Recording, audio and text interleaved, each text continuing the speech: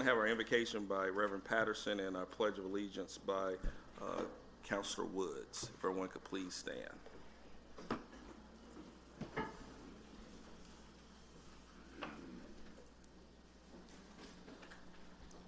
Let me pray.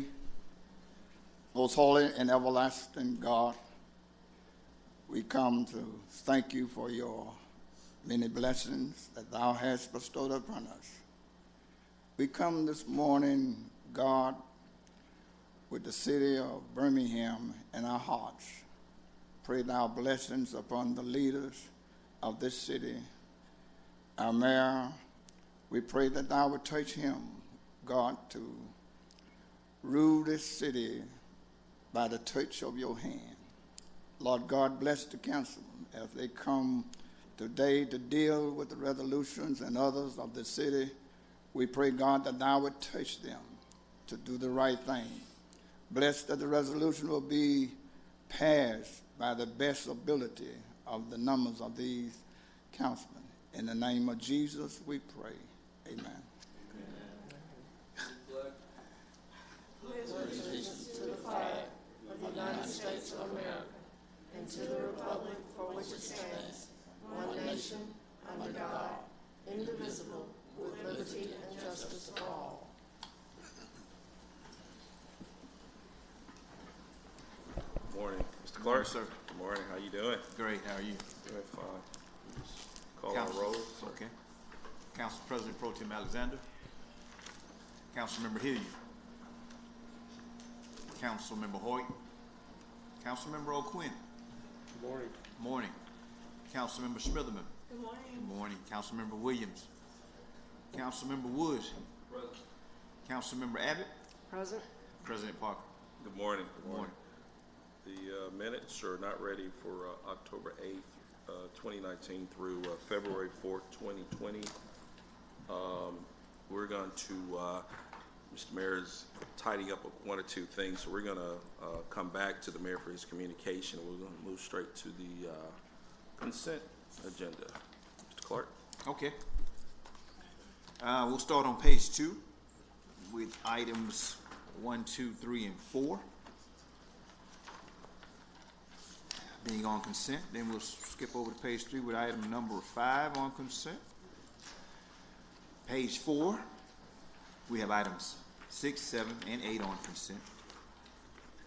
Page 5, we have items 9, 10, and 11 on consent. Page 6, we have items 12, 13, and 14 on consent. Page 7, we have items 15, 16, and 17 on consent.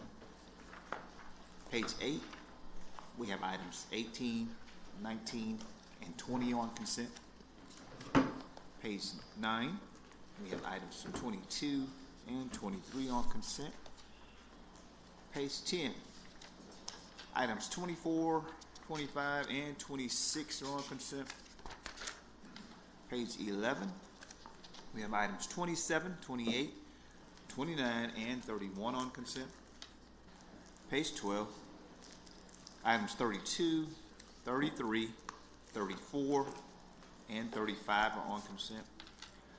Page 13, items 36, 37, and 38 are on consent. Page 14, items 39 and 41 are on consent. Page 15, items 43, 45, 46, and 47 are on consent. Item number 44 has been requested to be withdrawn. Page 16, we have items 48, 49, 50, and 51 on consent. Page 17, item number 52 is on consent. On page 18, items 53, 54, and 56 are on consent. And I think we have one addendum item. Yes, sir. And there'll be one additional one coming as well.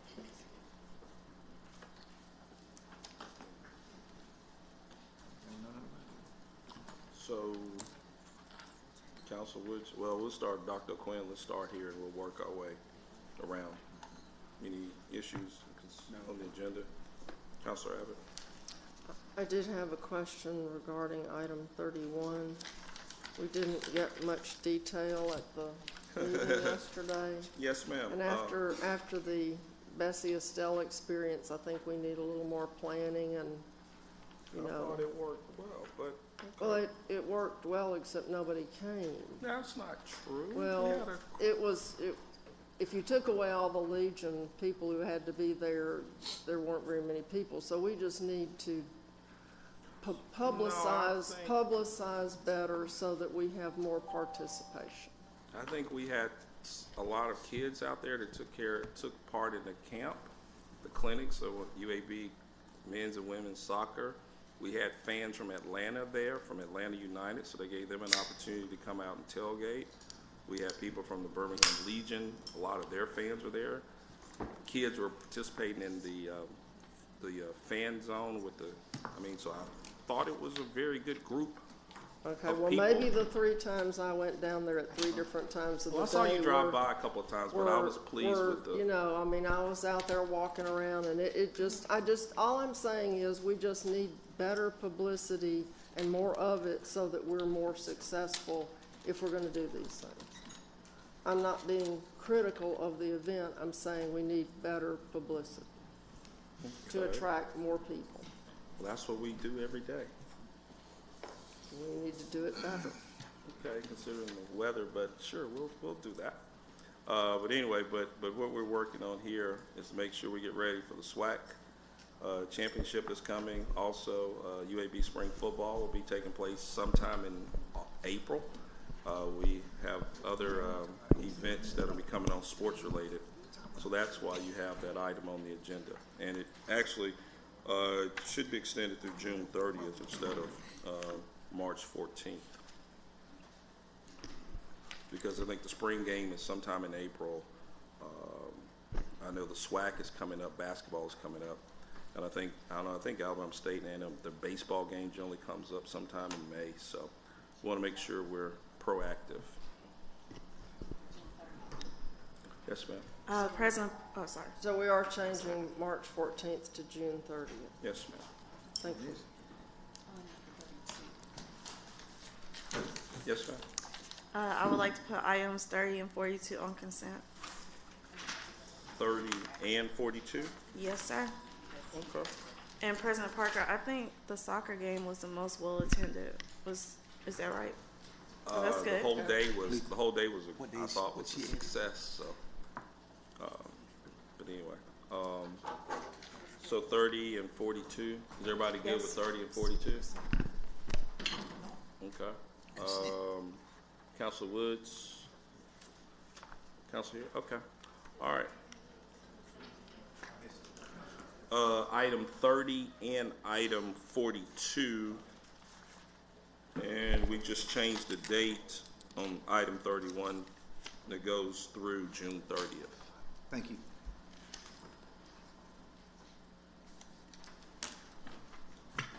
All right, everybody good? All right, need a motion? Move the consent agenda. Second. All right, Councilor Quinn, Councilor Abbott.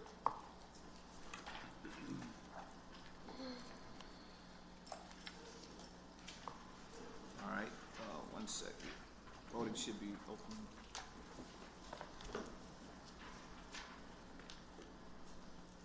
Okay, Councilor, how would you like to vote on the percentage? Councilor And- Quinn, Yes. Councilor Parker, President Aye. Parker, Councilor Smithman, Aye. and Councilor Woods. Yes. Councilor Abbott. Aye. All right, that vote should be up. Okay, that item, or the consent agenda passes. I'm sorry. Did you do your? Oh, you know what? Look, before I declare it, Before we move on. I'm sorry. Okay, yeah, all items designated as consent are routine and non-controversial and will be approved by one motion. No separate discussion of these items will be permitted unless a council member, the mayor, or citizen interested in a public hearing so request. If so, such items will revert to the normal place on the agenda order of business. All matters of permanent operation will be read. All other matters will be announced by reading the item number only. All public hearings will be announced. So, with that, We need to revote, or we just? No, Okay, if no one comes up, then we're fine. okay. All righty. With that, the consent agenda item is approved. So, ready to go to the first item? I Clerk. think that's item 21. And that's on page 9. Yes, sir. Okay, item 21. And this is a first reading. An ordinance amending Article A, Title 10, Chapter 20 of the General Code of the City of Birmingham, 1980, and adding Title 12, Chapter 22 of the General Code of the City of Birmingham, 1980, for regulating, permitting shared micro-mobility device systems in the city.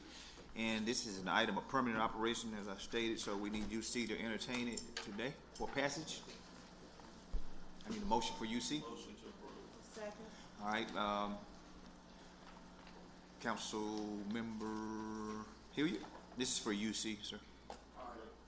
Council Member O'Quinn, Aye. Council Member Smitherman, Aye. Council Member Woods, Council Member Abbott, Aye. President Parker. Yes. All right, and motion on the item, please. Move the item. Second. All right, it is before you. Dr. Quinn. Give us an update of where we are. Yeah, so this is the ordinance that will regulate shared use micromobility, otherwise known as dockless bikes and scooters in the city of Birmingham. There's been a lot of effort put into getting to where we are right now. Lots of meetings with the city attorney's office. I really want to thank the members of the community that participated in helping us draft this, and also the people from knowledgeable people from the industry who weighed in and helped us get this right. So, we're ready to move forward. Okay, I just want to make sure, Council Hilliard, and then we'll go around.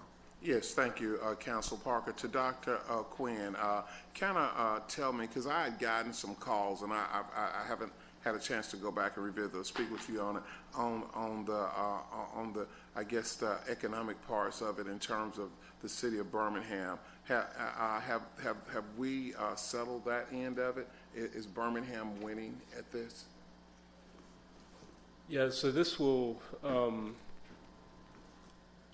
think this is something that's really been driven by the community, especially with the closeout of the Zip Bike Share project. A lot of the new and emerging companies, the startups, and especially folks in the tech industry, have quite basically demanded this, and so the employees are demanding it, and for some of the larger employers, they see it as a recruitment and retention tool. So if they have employees that come to interview here, they're taking a look around at what amenities are available in the city, and this is something that they've told us is something that the folks that they're trying to recruit are looking for. So I think it's definitely important on the economic development side. It also provides another option for people that are already here, right, to use to get around. So in other words, as an incentive to some of these other companies that's moving here, this is something that their employees are asking about. But my question probably is to the mayor's office as well as anyone who may know: is the city itself winning off of allowing this to come? Are we competitive with our fees? Is all of the economics in line? Yeah, I think that they are, and based on conversations with the Department of Transportation, and also with people industry experts, comparing what we are putting forward to what's common practice in other cities around the country. I think we're in line with with that. Very good, and that's what I'm hearing from the mayor's office. Yes, Councilman Hilliard, Mr. President, let me first start by acknowledging and thanking Dr. Darrell O'Quinn for taking the lead in this effort. It's a personal passion of his, but I also want to thank his colleagues who are also on the Transportation Committee for supporting and pushing this effort. There are two things, Mr. President and Council. To answer Councilman Hilliard's question, short answer is yes. Okay. There will be a boost, especially long-term for our city Very good. in engaging in micromobility. But the thing I want to acknowledge, what Dr. O'Quinn has been championing is as it relates to being a progressive city, this is another notch in the city of Birmingham's belt moving forward. And as it relates to looking at public modes of transportation from a toolbox lens and having additional tools within the toolbox, I think this is just put our city on a trajectory to be with other progressive cities that are moving forward as it relates to various options for people to move from point A to B. Very good. With that said, Mr. Chairman and Councilman Quinn and Mayor, thank you.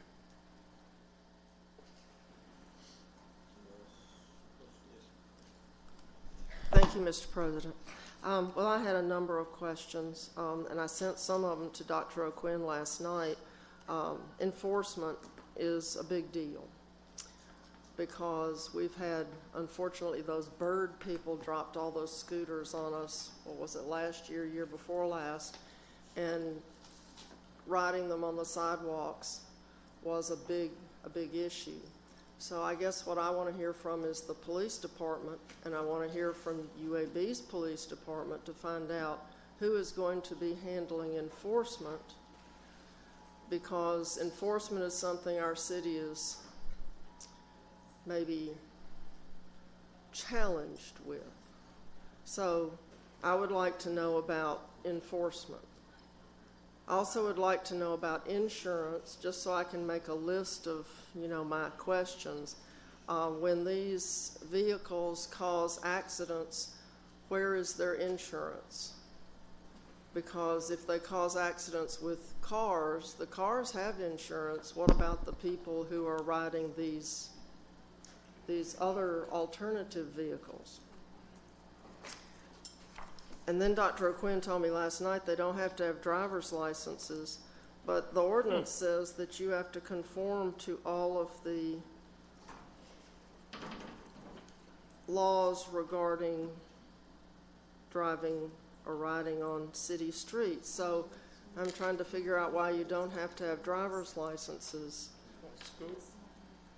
to ride these things on city streets.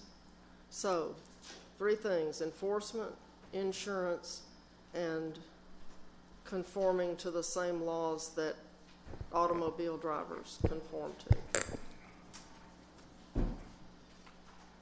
Mr. President, to Ms. Abbott's points of enforcement, I'm going to allow James Fowler, who was a director of transportation for the city of Birmingham, to respond to that. On the insurance question, Assistant Attorney Melissa Smiley, Mr. President, will address Ms. Abbott's question, and we refuse to answer her third question. That is a hard.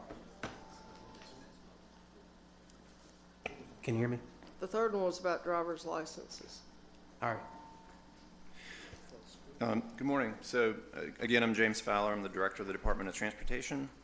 And regarding the question of enforcement and sidewalks, so what we've seen in other cities is that there will be a challenge with that. However, we're going to meet and work regularly with our partners in the police department. And just like we have speeders and just like we have people that run red lights, we will have people that don't obey the rules. However, the question that we've asked of other cities and that we've consistently gotten a response back from positively is, have scooters and just like bikes, have they made your city a better city on the whole? And the answer is pretty consistently yes. And so we're going to continue to work with our partners in the police department to pay attention to that issue.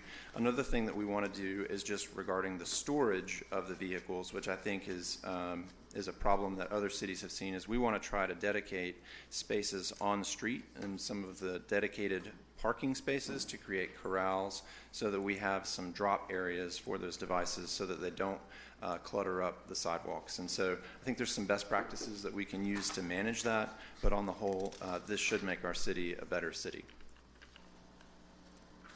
Okay, but you didn't answer the question about how the enforcement's going to be done, because I live in a neighborhood that's near UAB.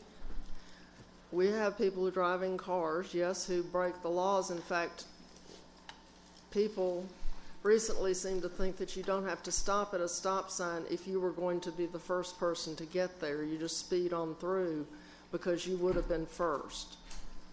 It's interesting logic. So I'm still interested in enforcement because it was a big problem before, and although the ordinance says that the providers will provide education, but I'm concerned about that. I mean, there are some neighborhoods where this won't be a problem because nobody will be using them, but in my neighborhood and the neighborhoods on the south side that are near UAB, they will be very popular. So back to enforcement. Who's going to enforce? Because the police aren't there all the time. There has to be somebody in charge of enforcement. And another thing the ordinance says is if you leave the scooter lying somewhere, it can either get a ticket or it can be taken away. How do you give a scooter a ticket?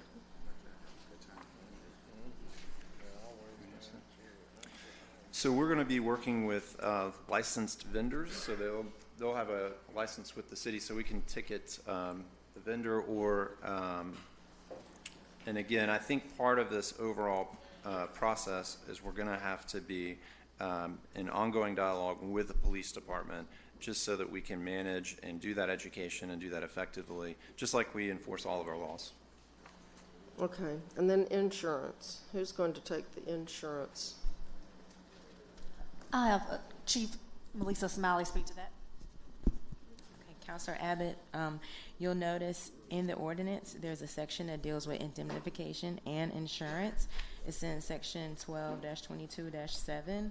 So the operators are required to have no less than $1 million in liability insurance coverage and $3 million in the aggregate. And they're also required to provide a release for the city. They're going to indemnify and hold the city harmless from any liability.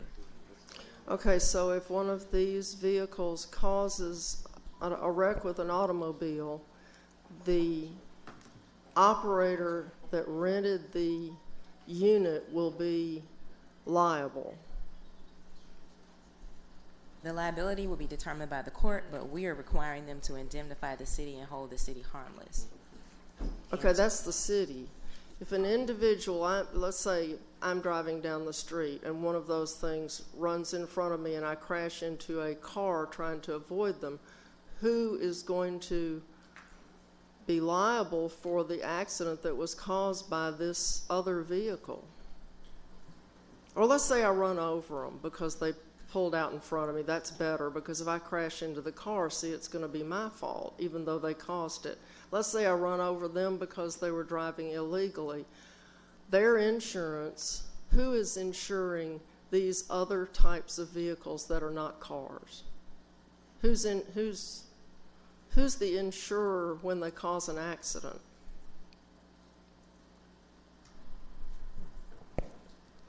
It's a very unique question, Ms. Abbott. I'm not sure if anybody in the pit can answer that. What I will say is she just explained to you how general insurance is covered from the company. In regards to an accident, I think that's determined who caused the accident by the police and the investigation of the accident first. As far as determining who's actually responsible, I think that information is shared with the actual company that owns and operates. Okay, but I couldn't see anything in here that protects the car drivers from the people who could cause accidents.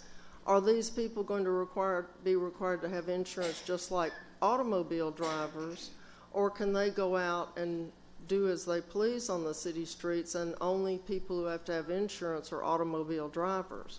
Or is the vendor in charge of paying for accidents caused by these alternative vehicles?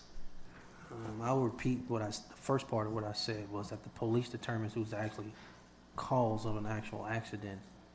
If blame is to be given to one, both, or either party, if it's determining that the equipment by the vendor is part of the accident, and I imagine if the police says they are, and that motorist, I imagine, has to engage that vendor. Okay. Let me kind of intervene. Counselor Abbott, if you could share all those questions with us, us as a council. Let me ask you, there's a process that once the ordinance passes, there are some other things we've got to work through, and I'm asking for information. Dr. Quinn, I guess even getting the vendor set up, there's going to be a lapse time, because once we pass it doesn't. So once there's an application process, so vendors will have to apply to the Birmingham Department of Transportation, and through that process, there will actually be an agreement that's negotiated. So, some of these things could be worked out, in theory through that process.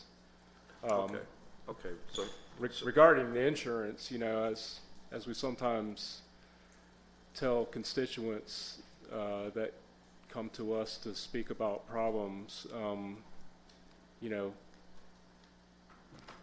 this is really in the hands of the state legislature, because or the specific question that's being asked is really in the hands of the state legislature, because in the state of Alabama, you're not required to have insurance to ride a bicycle, and these vehicles are essentially treated like bicycles. Or a skateboard. Right.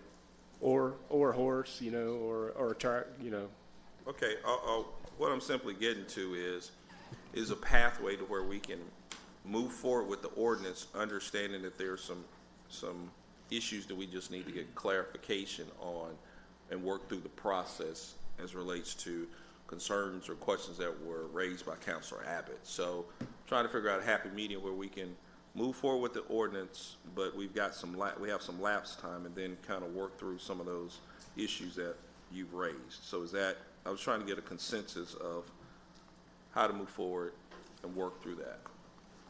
Is that amenable to everybody? Yes, I'm sir. just trying to find a happy medium. Call for the vote. No. Councilor Hoyt wants to speak, but I know Councilor Abbott didn't finish getting her other. I think, did you get all your questions at least put out there, and we need to wait for an answer? Well, of course. Because I can see your face. You can easily imagine that I would like answers instead of the promises of future answers that might or might not be satisfactory. I'm not opposed to these things. I just saw what happened previously, and although automobiles are big and heavy and can run over these things, I had a personal incident where one of these things was on the sidewalk, and it came zooming out into the street in front of my car and almost hit it. Mm-hmm. That's the reason I'm so concerned about insurance. He would have been at fault, but where's his insurance? Okay. So, those are very good questions. And he'd probably be looking at my insurance. So all drivers of cars are going to be concerned if these people do not drive as they are supposed to on the roadways and they cause accidents. Most people don't want their insurance to be dinged for someone else's inattention or whatever you would like to call it. So the insurance was a question. The enforcement is a big, big, big question. Sure. I was told UAB was going to enforce on their campus, but they don't own the city streets, so are they going to enforce on the city streets within their campus? Ms. Abbott, the police are going to enforce. Now, I heard how you preference the start of your question around enforcement, but the answer is the police are going to enforce. Are UAB police going to enforce on campus, on the streets, city streets, or are they going to wait for Birmingham to come to the city streets within their campus? I cannot speak to UAB police. You're referring to these scooters being operated on city right-of-ways, and City of Birmingham police are going to enforce. Okay, here's where we are, Councilor Abbott. Obviously, there's some additional questions that need to be asked. I think moving forward with the ordinance, I think we're all good there, but we want to make sure that the questions that you've asked are going to be addressed. And so that's what we need to try to work through, if that's amenable to you, as far as the enforcement piece and the driver license questions that you had.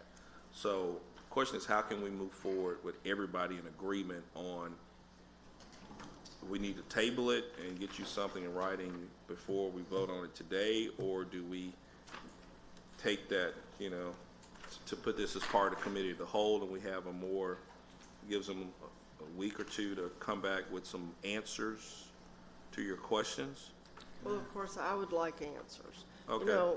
I want us to be a leading edge, cool city with all kinds of alternate, transportation, but I want it to be a level playing field for everybody, and for us not to be in such a rush to do it that we make mistakes. I mean, Okay. especially obvious ones. Okay.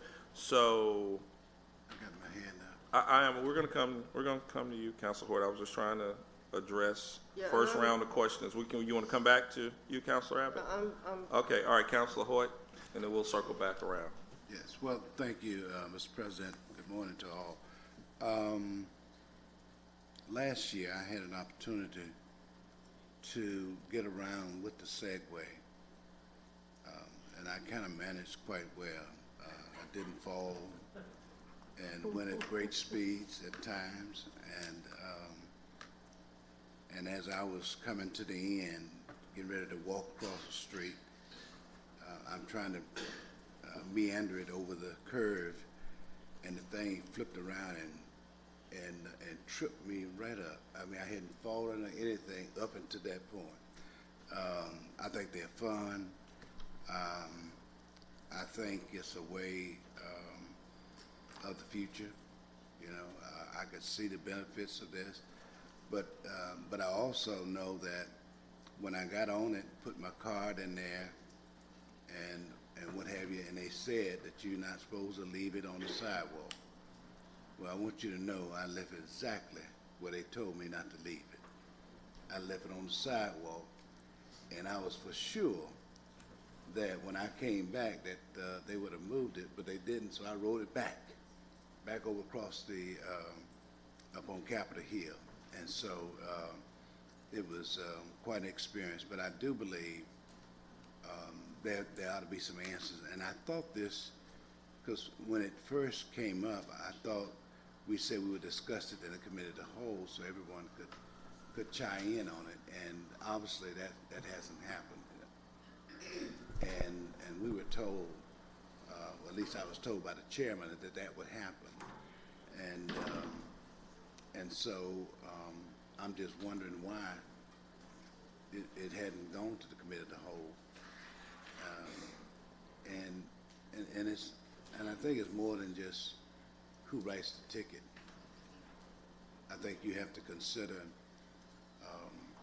how, what that looks like. We need some details on terms of what triggers a ticket. If there's going to be one to be given, because I think in D.C.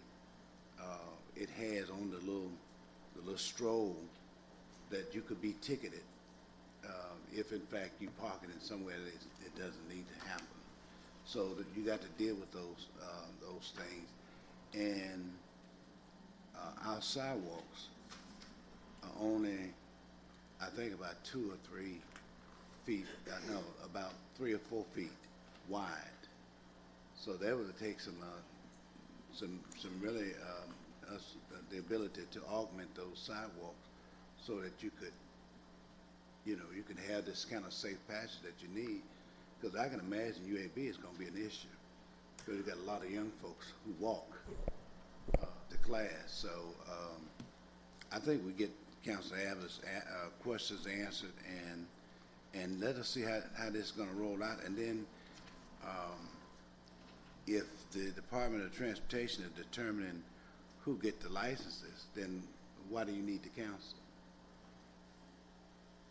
They don't determine who get business license. I mean, the liquor license or any of these other stuff. That's the council's. All right, here's where we are. Does anyone else want to speak on the first round? Because we're going to either move the table this, come up with a pathway forward. So you got some. Yeah, I just wanted clarity as to what specific enforcement issues are you, like people speeding, riding on sidewalk, like which specific enforcement concerns were you speaking to? Yeah, my personal feeling is it's going to be riding on the sidewalk and not obeying traffic laws that cars are required to obey. Okay. But the insurance is my biggest thing, and I see where I saw where the operator has to have insurance, and they're not allowed to be self-insured and all that. I'm curious to know whether that's going to cover every driver of every one of whatever these vehicles may end up being, scooters or electric skateboards or whatever. Yeah, well, I know, like say, like New York City, they don't require any special insurance for e-bikes, e-scooters, etc. But I was just asking for clarity on what you were asking. Okay. Councilor Hilliard, Councilor Williams, you're all good on the first round? Okay. All right, we understand. We hear you down there. All right, so what we have here, we got questions. How y'all want to move forward? I mean, we can table it and try to come back with a way forward with Councilor Abbott, I think, and Councilor Hoyt's issues that were raised. You want to delay it a week? What do y'all want to do? I think we can go ahead and vote on it. Call for the vote. Okay, that's what I'm here. All right, Councilor Abbott, what do you want? How? So you wouldn't incline to take this up in the committee hall? I know we got. Are you talking to me? Yes. I'm here to take direction from you all. But what I will ask, one, if we, and I'm just talking this through, if we do a 1 week delay, does that hurt us? Hurt us how? No, I'm asking. I'm asking theoretically. If we do a 1 week delay, allowing Councilor Abbott, Councilor Hoyt's concerns to be addressed, is that something amenable to the council? Mr. Or Chair. do we move to table it now and let's work through it over the next hour or so? Mr. Chair. Yes, sir. I was only thinking in this end that if in fact we have a police department, I'm just trying to see if Birmingham Police doesn't enforce it. Then, Well, I know, but I think and I think that Councilor anything Abbott, that happens on UAB campus, the UAB police enforce it. I'm just trying to see what other enforcement agency would we have concerns about. I understand that, but we have several council members who have some concerns. Okay. So we're just trying to figure I out how got do you. we work through it. I'm just trying to figure it Yeah. out. I just want to know, I understand. I'm asking. So, Councilor, Dr. O'Quinn, how are you tabling the motion? I would Table like, item? No, I would like for us to just vote it up or down.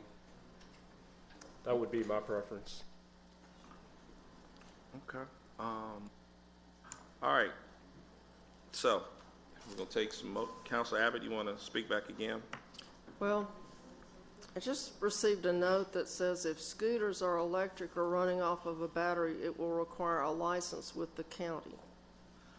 So maybe I'm not exactly sure who Ms. Hardy is, but she's with the county.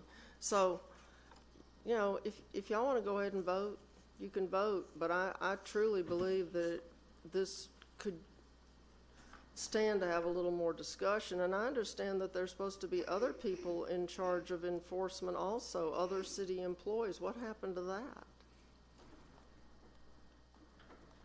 Are there any other city employees authorized to enforce? Yes, Who are yes. they? It's whoever the city chooses to authorize. All right, here's what I'm gonna do. I'm gonna ask that we move the table this to the end of the council meeting. Let's come back with a pathway forward as far as either, we'll take a vote today, but let's just try to get it to where if we do move to pass it, can we have a meeting set up to work through some of these other issues before the project comes online?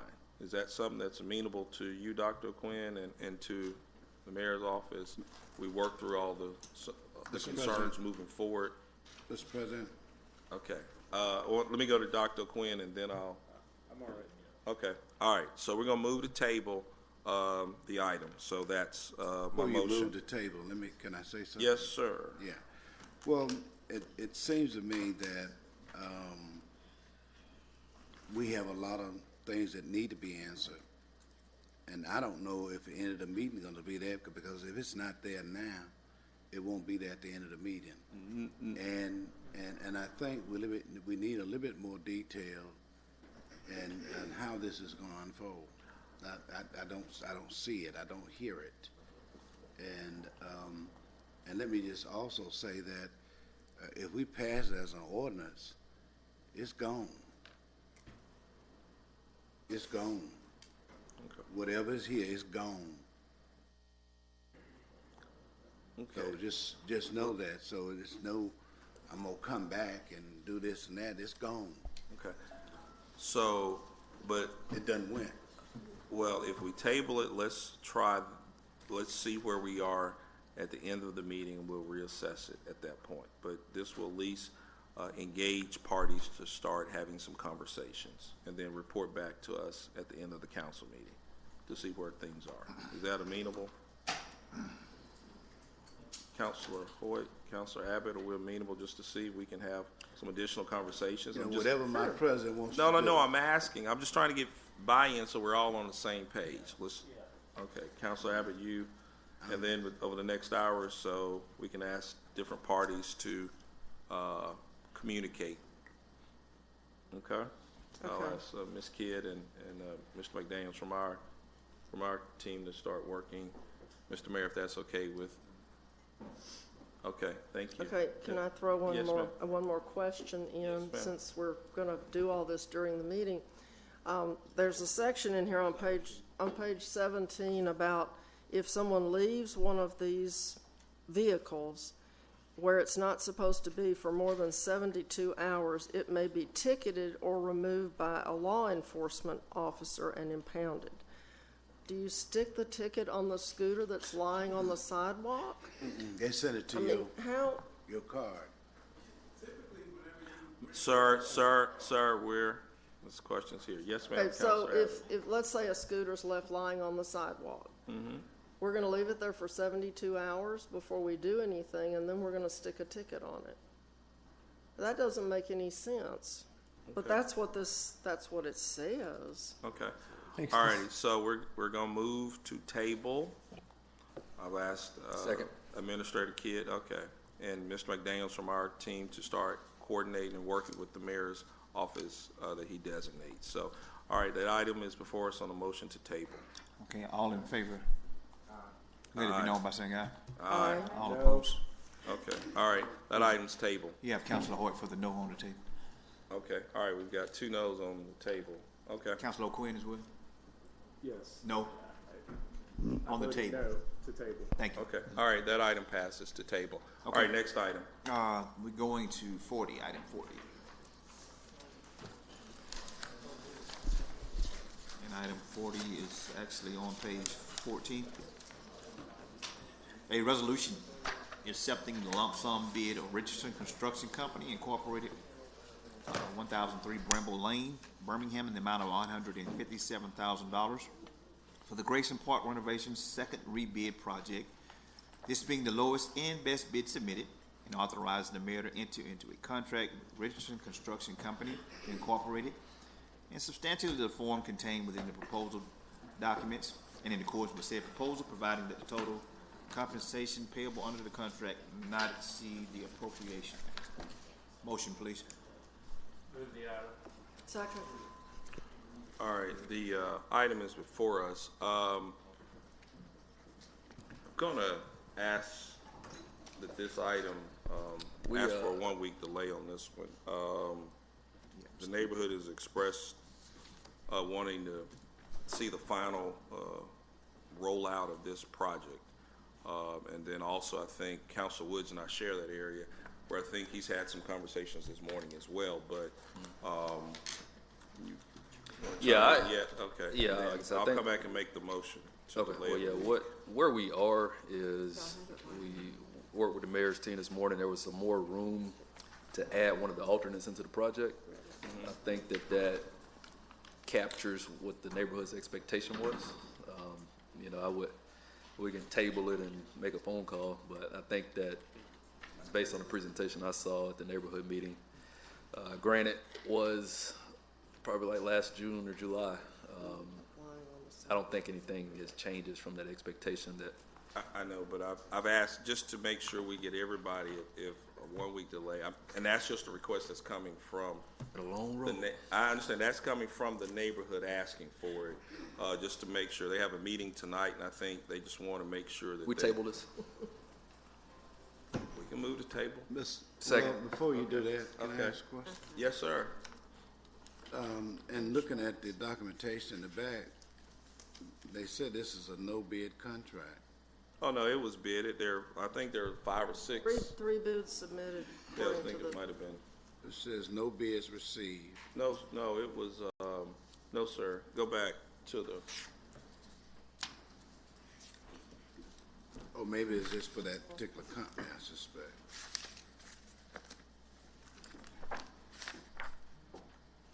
Okay. This is the tab, okay.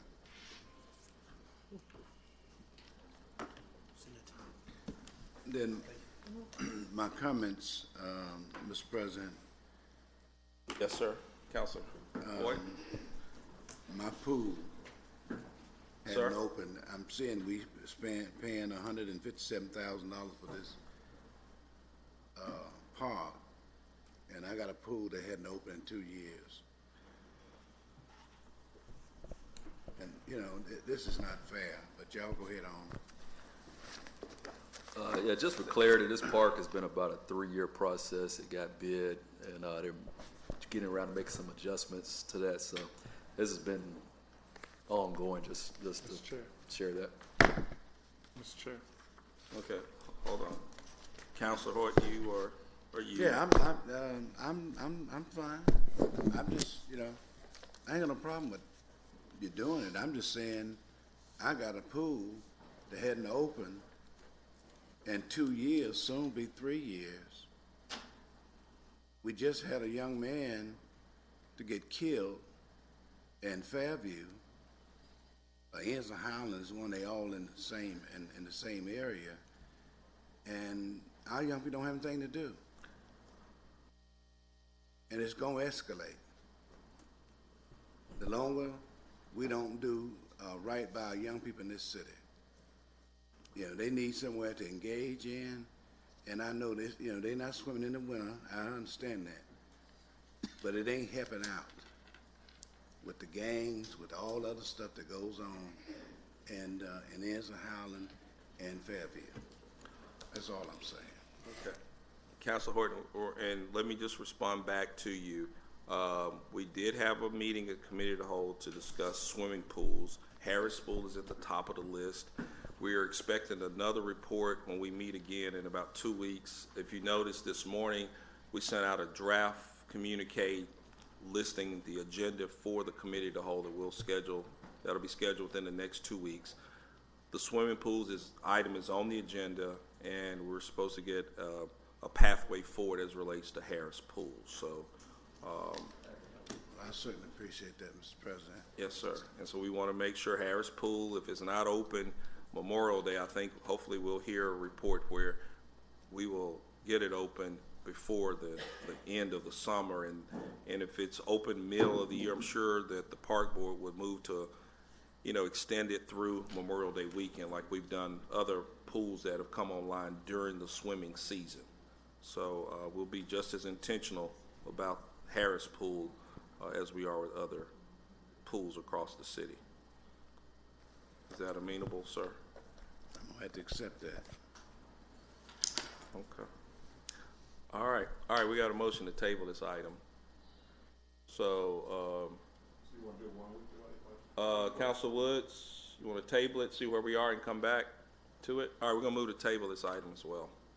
So I made the motion, Council Woods seconded. Okay. All in favor, let it be known by saying aye. Aye. All opposed? Okay, all right, next item, the item's been tabled. Give me 1 second, please. All right.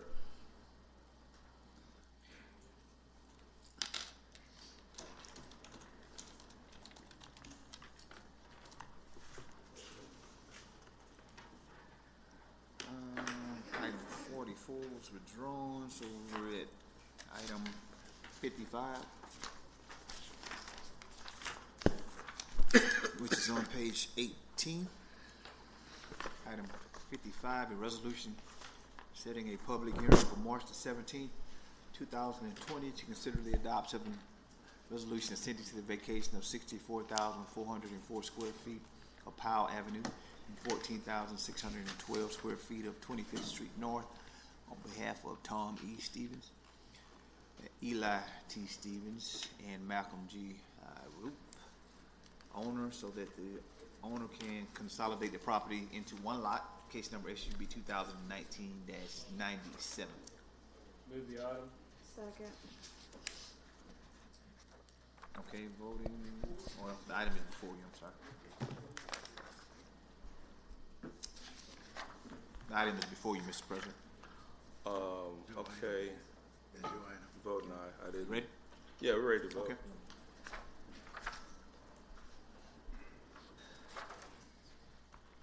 Okay, all right. That item passes. Councilman, okay, gotcha, thank you. Yeah. All right, we had addendum item 57. It's an ordinance to further amend the capital fund budget for the fiscal year ending June the 30th, 2020 by appropriating $160,045.42 to each precinct renovation per funds received from bonding companies.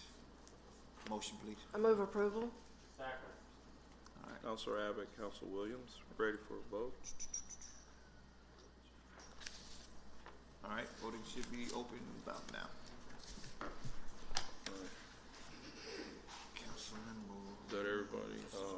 Is that everyone? Okay, all right, that item passes. We have a second addendum item. Mr. Clerk, do you have that one regarding the new committee? Okay.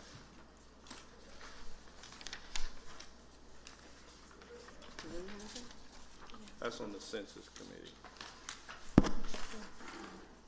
You want to do UC? No, I want to do it as an addendum.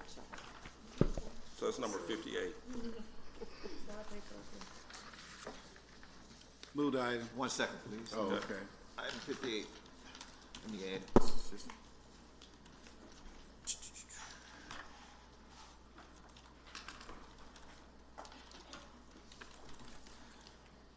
Okay, let's see. All right, you want me to read it right quick for you? Yes, sir. All right, one liner, a resolution to amend resolution 158-19 by adding the reapportionment 2020 U.S. Census Committee. All right, and thank you. The three members will be Councilor Parker, Councilor Smith, and Councilor Williams. This is dealing with the Census 2020 we've all been talking about, and this committee also will be working on the reapportionment of the council lines once the numbers come in next year. So I'll move the item for approval. Second. All right.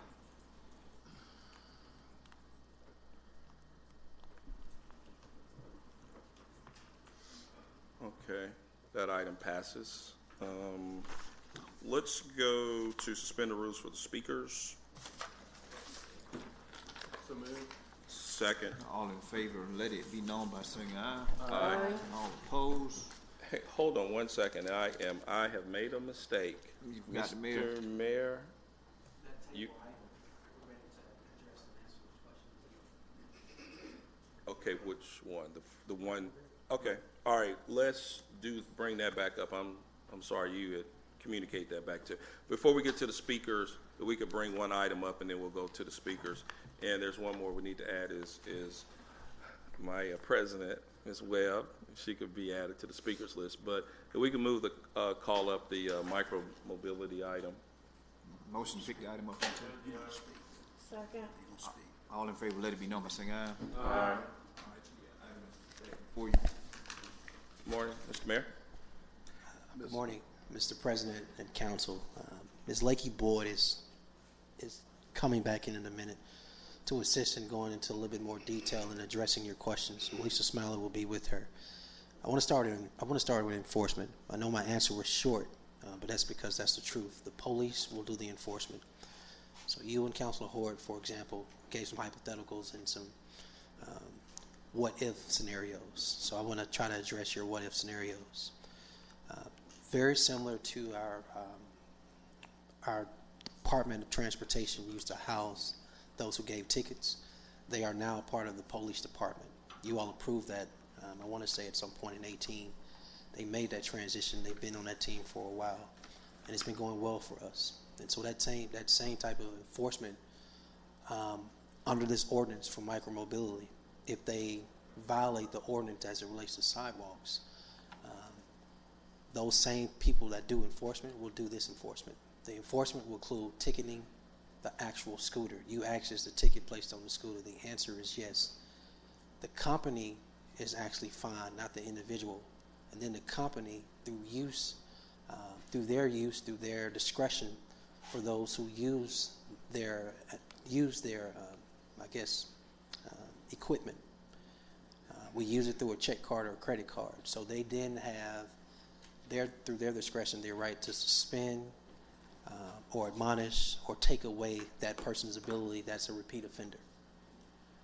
And so enforcement will be done through the same people that enforce giving tickets for those who have any form of parking violations. This, by definition, will be the same type of parking violations, but instead of the parking violation being on the street, the parking violation that is your concern will be on our sidewalk.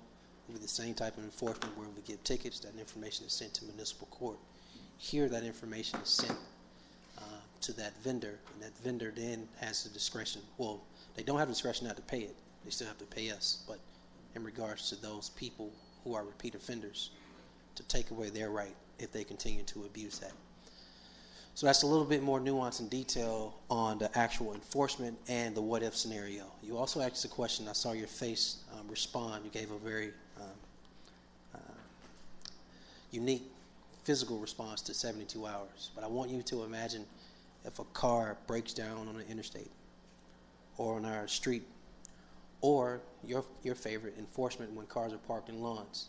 The same thing our police do. I can't just right away say, I'm calling on behalf of Councilor Valerie Abbott, go move this vehicle. The police have to give the 72-hour notice. If it's still there after that, they tow it. They use the conjunction or, so within that 72 hours, can ticket or remove it. What I like to do is say or/and. And so within that 72 hours, that doesn't mean we're going to ticket after 3 days. We'll ticket right away. But if it's not removed within that 3 days, 72 hours, then through us, just like we did Bird, we'll confiscate, take control of it, and put it in our impound, no different than we would a vehicle that's parked on the lawn, no different than a state trooper who they contract with to remove that car off the interstate. Same thing. Okay, but if it is endangering the public, if it's left somewhere where someone could be injured, Then we use our discretion. then you'll just take care of it. No different than we would if a car was abandoned in the middle of the street, right? If it poses a danger, through that discretion, because it poses a danger, you can exercise before that 72-hour window. Okay, that sounds fair. All right? You had a second point. Come on up, Ms. Boyd. Come on up, Ms. Smiley. Your point about the driver's license. What did you say? I'm sorry, insurance. Insurance. So I know Ms. Smiley showed you some documents earlier. I know some information was read out to you, but Ms. Abbott, I promise you, I don't know what additional information to give you on insurance, unless you want to go into some, some hypothetical again. We can attempt to answer it that way, but I'm not sure what additional information to give you on insurance. Let me shorten it up. All I want to do is make sure that the people driving these vehicles are treated the same way people who drive cars. So if they cause an accident, they have to have insurance to cover that accident damage that they cause. That's the only question that I have, is that the car driver doesn't get blamed for everything and say, well, your insurance needs to pay for what this other person caused. So. Right.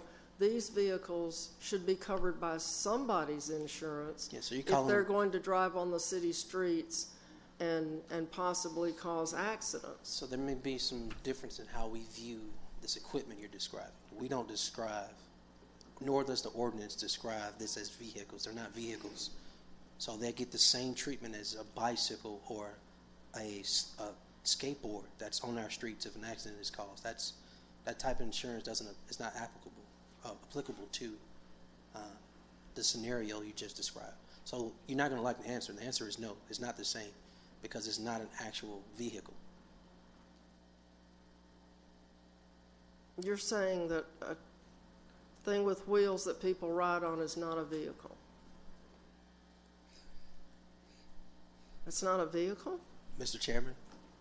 It's got a rider?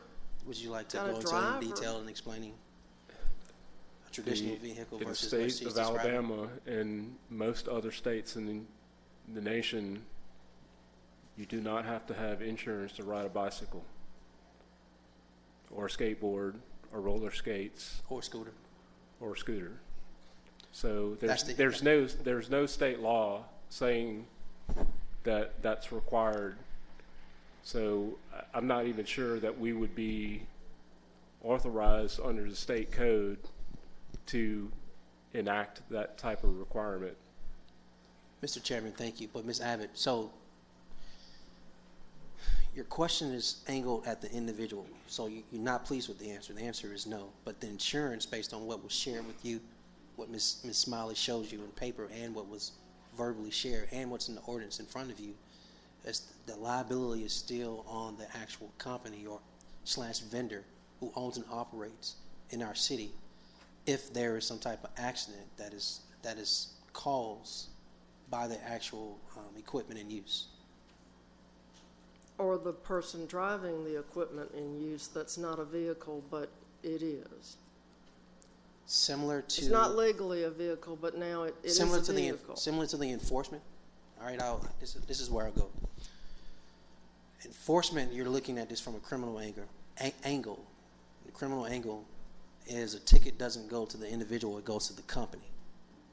Very similar to this in the civil case, if there's a car accident, it doesn't go to the individual, the liability goes to the actual vendor company.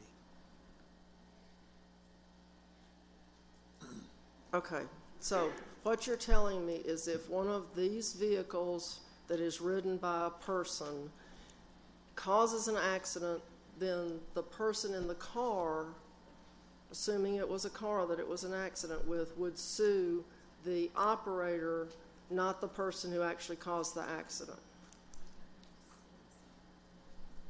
Is that what you're saying? My lawyer hat is on, Ms. Abbott, because... Well, I don't have a lawyer hat, it's so okay. I'm glad you've got one. It's just like what we if an individual doesn't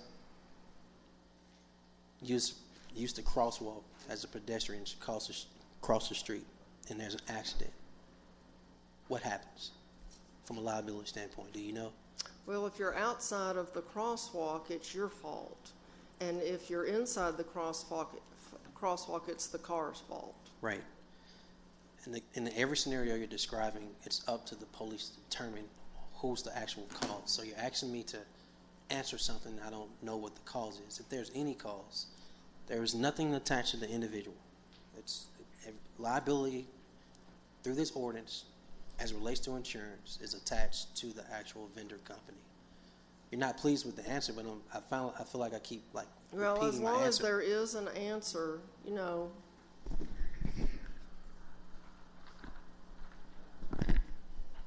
Mr. Mayor, that's the same exact thing that we do with Uber and Lyft that operate within our city limits. Is as a company, they are held liable with their corporate liability insurance, and it's not the individual driver. Even under every other circumstance, it would typically be a driver that would be held liable. Yes, you're correct, sir. Thank you, Mr. Williams. Ms. Abbott, I know, some of this is a feel. You're not really getting the vibe of filling these answers, but I mean, these are the answers. Well, and it is what it is, okay? But with the past experiences, I just don't want to have the same experiences we had last time. And hopefully it will be wonderful, but if you don't ask the questions and you're a city councilman, then you're not a good city councilman. Yes, ma'am. That's my opinion. That's fair. Very personal. That's fair. Opinion. Yes, if you ma'am. don't ask the questions, you're not much of a city council. If you just rubber stamp everything somebody shoves in front of you, you're not doing your job. So, you know, I still have questions, but I'm going to wait and I'm going to see that the police are going to take care of things, and this is going to work perfectly. It will. We're going to pay extra attention in District 3. And then, but I'm still worried about leaving things laying around for 72 hours on the sidewalk. They'll fix that. How are you feeling now? I'm, you know, it is what it is. I'm going to go with it, and we're going to see what happens. So would it make it okay we have these committee to hold updates, or how you want to do that? I mean, where we can get some kind of agreement where we're all going to work together through moving forward. Is that Mr. President, I think you and your colleagues as councilors can be pleased with the following. I'll use VIA, the pilot, as an example. I'll use this rollout as an example where we're, again, adding additional tools within our toolbox as it relates to getting from point A to B in our city. We, as an administration, sharing this information with Mr. Chairman over the Transportation Committee, but also engaging, CCing his colleagues, emailing his colleagues, and any other form of communication channel you would like monthly updates. If it's VIA, if it's transportation, any other form, we're more than willing to share. Or if it pleases this body, whatever committee you want, sir. Councilor Hoyt, you good? Yeah, I'm good. Okay. All right. So we're moving forward with the caveat that this is going to be an ongoing conversation, working through some of the issues. Is that fair? Ms. Abbott, you good? Okay, let's vote. All right, Motion to vote. good. All right, thank you all. All right, we're ready to vote. Mr. Clerk?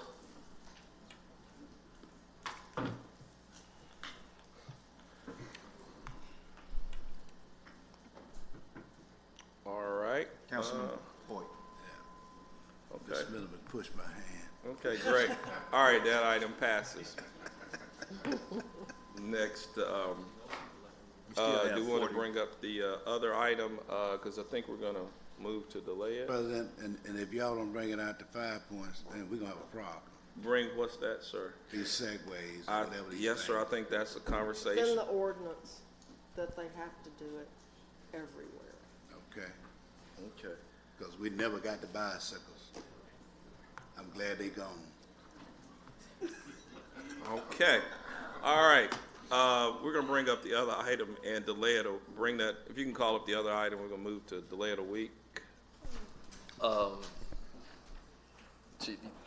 Motion to bring it back to the table. Can y'all go? Well, yeah, it's a week, or we need to make it 2 weeks. Motion to pick it up from the table.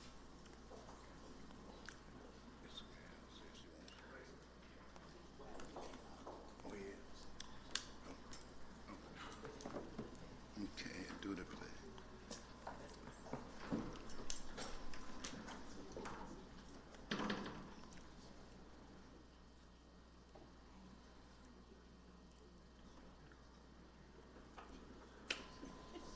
All right, we're just waiting momentarily, but we're going to motions to Well, no, it's, okay.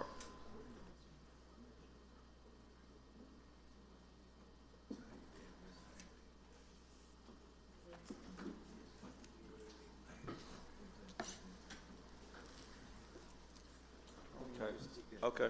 All right, a motion to pick the item up off the table. Mr. Clerk? All in favor, let it be known by saying aye. Aye. All opposed? Okay. It's back All right, before you. we're gonna do a 1-week delay for item 40. Is that sufficient time, everybody? Okay, all right, I need a second on that. Mr. Woods, need a second on the motion? Second. Oh, okay, all right, cool, all right. Let's vote for a 1-week delay. 1 week. What is that?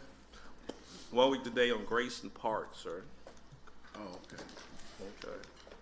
But we still focused on Harris Pool.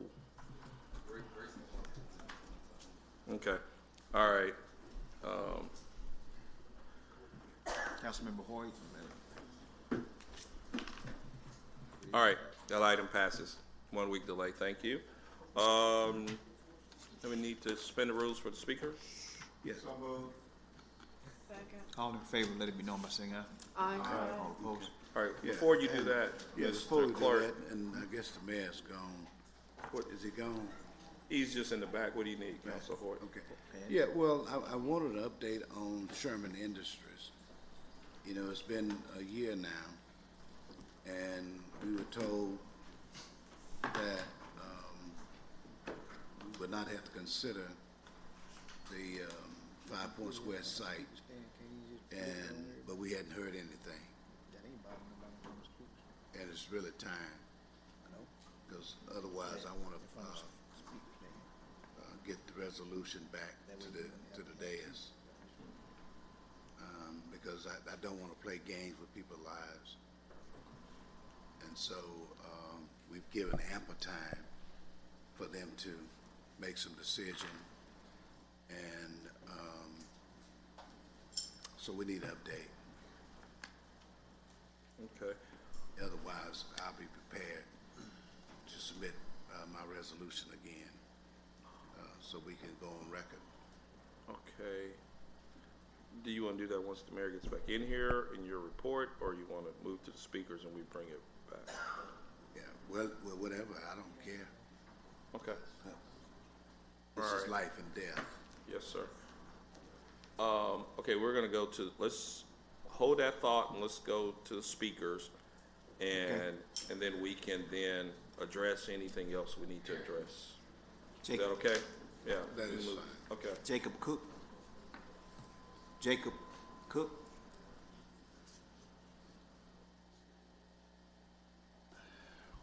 Willie Biggs.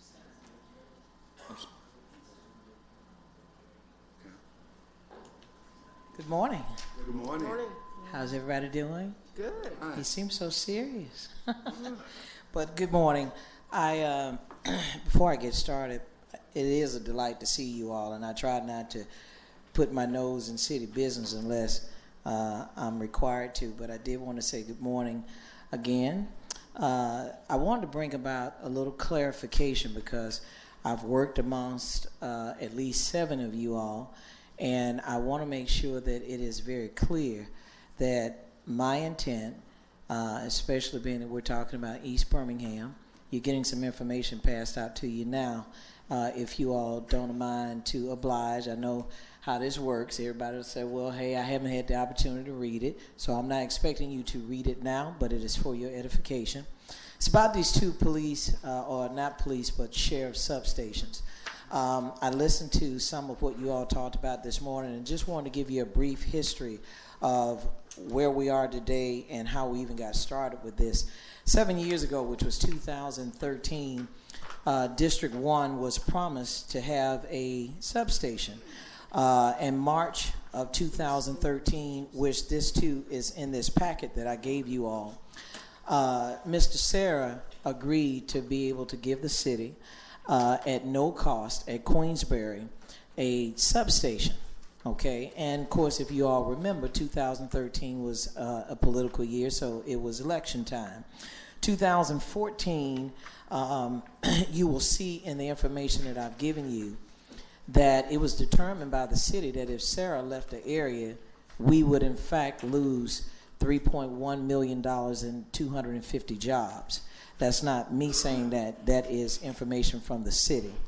In addition to that, when it got to be 2017, we were promised it again, and by the previous administration, and nothing happened. 2018, I spoke to Mayor Woofin, and I told him about the fact that we were having escalating crime in our area. We needed help. We had been promised previously, and nothing happened. And to make a long story short, this was in January 2018, and he said he wanted to speak to the owner of Sarah. Got the gentleman on the phone. He agreed to the mayor that this would happen if the city would put this substation at that location. Followed up again with the mayor, which was February 18, 2018, and basically I was told that this mayor would then check with the previous mayor about this promise. Okay, so then 2018, this was March again, and for those of you who want to see phone records, you can see that as well. I followed up again with the mayor, and so at that time I didn't get any feedback. September 4th, 2018, sent the mayor a text as it relates to Costa's restaurant being robbed, and didn't get any response. So September 6th, I then sent the mayor as well as the chief of police a note, a text to basically say we needed some additional help. I also inquired about at that time, because we were getting ready for our top 3 priorities, making sure that our police was pivotal in us helping solve crime on that eastern side of Birmingham. January 3rd, I don't know if you all recall, in 2019, a lot of us were afraid to drive along Parkway East because they were randomly shooting as soon as you get off the interstate. I then text on January 3rd, which was my birthday, I text the chief, I text Treadaway, Alan Treadaway, who was the captain of the precinct. I basically begged for their help, and I have phone records to show that too. January the 5th, we had another shooting. The first shooting killed a father of 2 children that attended the school in the area, and the young lady drove the young man to the East Precinct where he died. So January the 5th, I sent something else back by way of a text asking again for help. If some of you all recall, because everyone here at this point was elected last year, I came to you all and I said we have some problems within the county as it relates to our crime. The majority of the crime that occurs in Jefferson County is the city of Birmingham. Whatever I can do to help, I said I would be willing to help. Now that brings me to this point. This packet that you have, I want to bring clarity in terms of what this is. Your council member, he is fully aware of what it is because I shared it with him. This was never to be a City of Birmingham sponsored project. When I couldn't get any help with the city, I went to what I could have a direct input with, and that was the county. I spoke to the sheriff. The sheriff said he thought it was a great idea. One of the busiest portions of the county is on the eastern side of Birmingham. I then said, okay, tell me, Sheriff, what can we do? I told him about Mr. Sarah being willing to give of these office spaces for free. And basically, you'll see this contract says $1. And then at that point, we met with Mr. Sarah. Mr. Sarah came up to the meeting that was on last week. And let me make sure I clarify this, that the mayor did not speak in the meeting. I wish he was here so I could talk to him face to face. In addition to that, he spoke to the media. But the truth of the matter is that with the sheriff's department, the sheriff has the autonomy to be able to erect substations. I brought this up again because at least the sheriff said he would be willing to do it. To make a long story short, I wanted you all to know that there would have been not $1 cost to the city of Birmingham.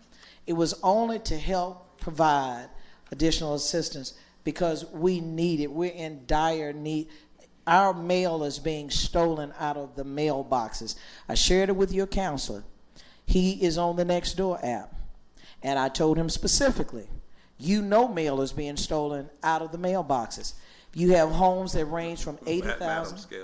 I'm sorry? Commissioner's schedule, just if you'll just direct them to me and not necessarily call. Sure, If sure. you- I if just you would like looking at who I'm talking I understand, to. but just But kinda. that's okay. Yes, I'll ma'am. direct it Yes, to you, ma'am. Mr. Yes, President. Yes, ma'am. Thank you. You good to look at. Yes, ma'am. So Thank I mentioned to the council member that you know that they're stealing mail out of the mailboxes.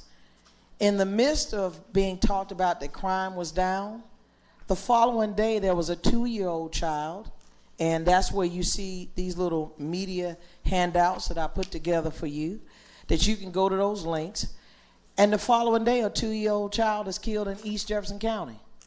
The following day, a young man is shot and killed at his home with his pregnant girlfriend, who too was shot. She had to have the child.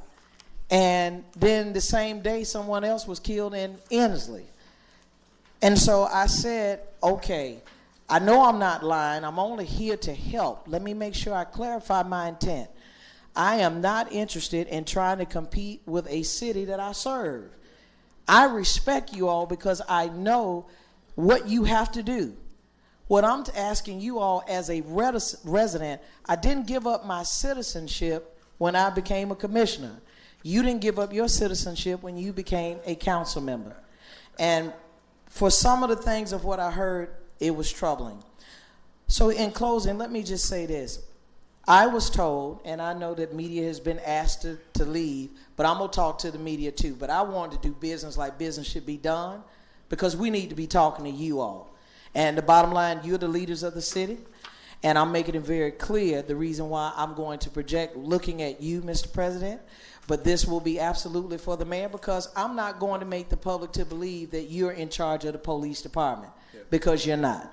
And that being the case, I do want to end on this note. In this packet, I have provided for you all the city of Huntsville, the city of Mobile, their crime statistics. They do not combine justifiable and unjustifiable homicides.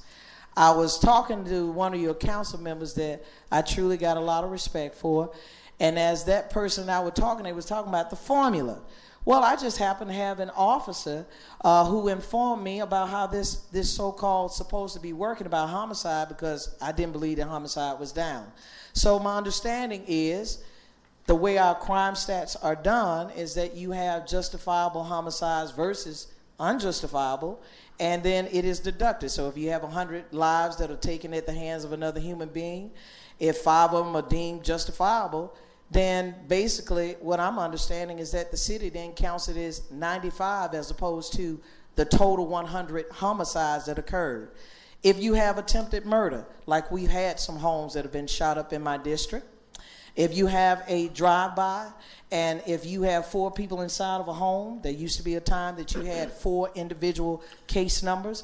You no longer have 4 individual case numbers. You only report the 1 incident. Therefore, it makes the crime appear, in terms of statistically, that you are down by 75%. I said all that to say, I am pleading with my counselor. I'm going to look at you. Yes, ma'am. And with my counselor, yes, and with all of you all as a council. And I'm going to plead with my mayor because I voted for him. And I'm asking you all, we are living seriously, dangerously over on the eastern side of Birmingham. That's why I respect what you do enough to provide you in writing. And lastly, I will tell you all this, council members. If you want to see the phone records of where I text the mayor, I text the chief of police, that's why I said to you all, not the public, then I want you all to know I'm only here to try to help with the crime in the community where I live. And if you all can assist me and assist those who live in that area, it's not costing the city a dime. What's only being asked is if the city of Birmingham would participate. And as far as I know, the city of Birmingham is the only city, and I've stood with several mayors, the city of Birmingham is the only one that's rejecting help from the sheriff's department. Okay. Before So, I call on anybody. I really appreciate Yes, you, ma'am. Mr. President and Yes, Council, for entertaining me, but I will say this. It reminds me, Councilor Abbott, of when you were talking about when I was a council member about 2 or 3 years ago about celebratory gunfire, New Year's Eve. And I remember clearly you would tell me how upset you were. Well, I'm going to tell you that's one of the reasons why I'm here today, because I have a bullet hole that is in my living room window. Okay?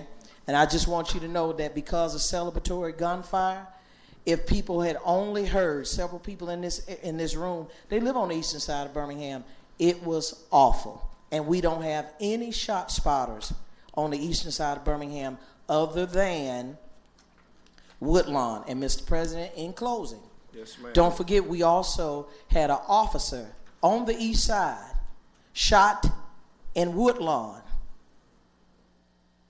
While we're talking about crime, an officer was shot in Woodlawn. That's in my district. It's in your district. Yes, and it's ma'am. on the eastern side of Birmingham. Yes, ma'am. The eastern side of Birmingham is pleading for all elected officials of the city of Birmingham to please help us. Okay. Help us to help you. Yes, ma'am. Thank you. What we'll do, Commissioner, so we can, I don't see the speakers if there are, and I see Yeah, I Council have Horton, mine. you do I have have one. mine now. Okay.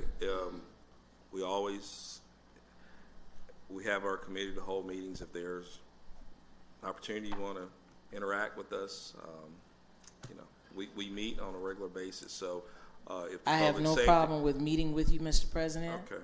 All right. Again, Well, I'm I'm just saying saying there's I'm a not going to vehicle put if you- the responsibility where it's not supposed to be, but if that helps, I don't mind. Yes, ma'am. Okay. I just wanted to let you know either we have different committees, as you know, in the committee to hold, so we're here.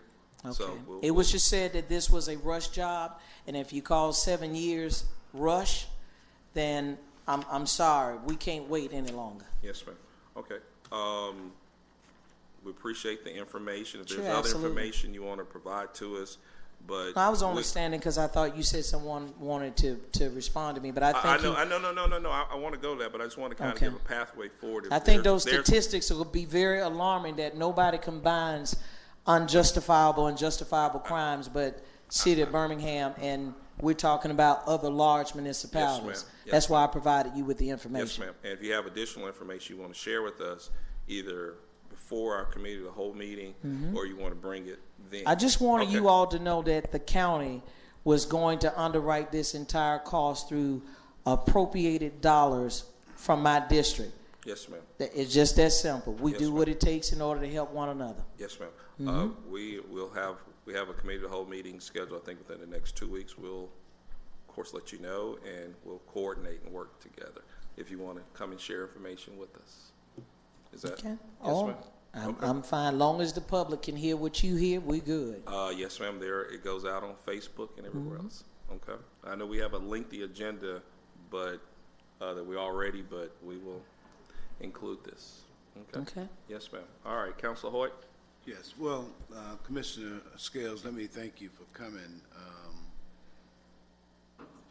And certainly, we have an issue in Birmingham with respect to crime, and this has really been a battle cry of mine on the western side, because we have more than our share of these iterations of these incidents where persons are losing their lives to gun violence.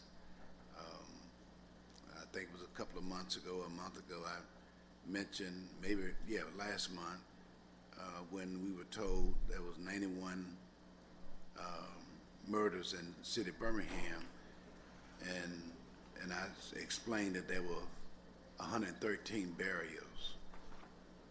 Okay, and these burials was a result of gun violence. Somebody lost their life to gun violence, and I guess it probably wouldn't be as great of an issue if, in fact, you wasn't going around suggesting that crime is down when, in fact, it's not. One is too many, and then to suggest that things are normal, and it's not normal, and we've had persons, even on this day, has been victimized by such violence, with family members and what have you. And so, not even they are safe. The policeman is not safe. And so, what we need is this issue addressed. You know, we need zero tolerance. That's how you address crime. And nobody seemed to understand that. And it's getting worse. It's not getting any better. But I stand by principle. And not only that, but Mr. President, we might need to look at how we collect information. I think we can put something in legislation to say that, you know, we want the real deal, because what we don't want to happen is folks to get relaxed. You know, you at the gas pump and, you know, you gazing in the atmosphere, and then somebody walk up and put a gun on you. We don't need that. We don't need people relaxed. We need people alert. We need folks watching their surroundings. Got a lot of young things that happen. I mean, a lot of things that happen to young ladies in this area and what have you. People doing awful things to persons and what have you. And we need high alert. You know, in the airport, when it's a threat of terrorism, what have you, they said it's orange. You know, we got colors on these buildings, so it needs to be orange until we get this crime under control. And so, and I don't know why the city would not want some help. I asked, you know, I suggested that some months ago, you know, that we needed some help. You know, of course, I said the National Guard, but you know, okay, the Councilor sheriff Hort. is just. Okay. Wait a minute. No, you no, I can't was just change no, my I was narrative just, now. Okay, all right. Okay, I mean, I'm speaking from the heart, Yes, sir. Go ahead. and I haven't said anything that I hadn't said before. I was trying to move to suspend the Yeah, rules. okay, so okay, well then suspend the rules then. Okay, make a motion to suspend the rules. Second. All in Thank favor, you. let it be known by Yeah. saying aye. All right. All Okay. opposed? Go We're ahead. good. Yes, sir. Yeah. So, I applaud you, and I applaud the sheriff, because obviously he's taking crime serious, to be able to want to offer that, and then at no cost to the city. That's, you know, that's a no-brainer.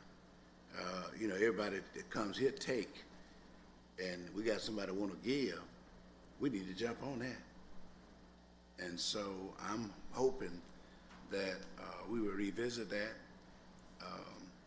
Mr. President, and, you know, even if we need to do I don't know if I'm saying it right, a Rittimus, Damus, or something like that, go over there, and we need these, I would even do another one over in mine,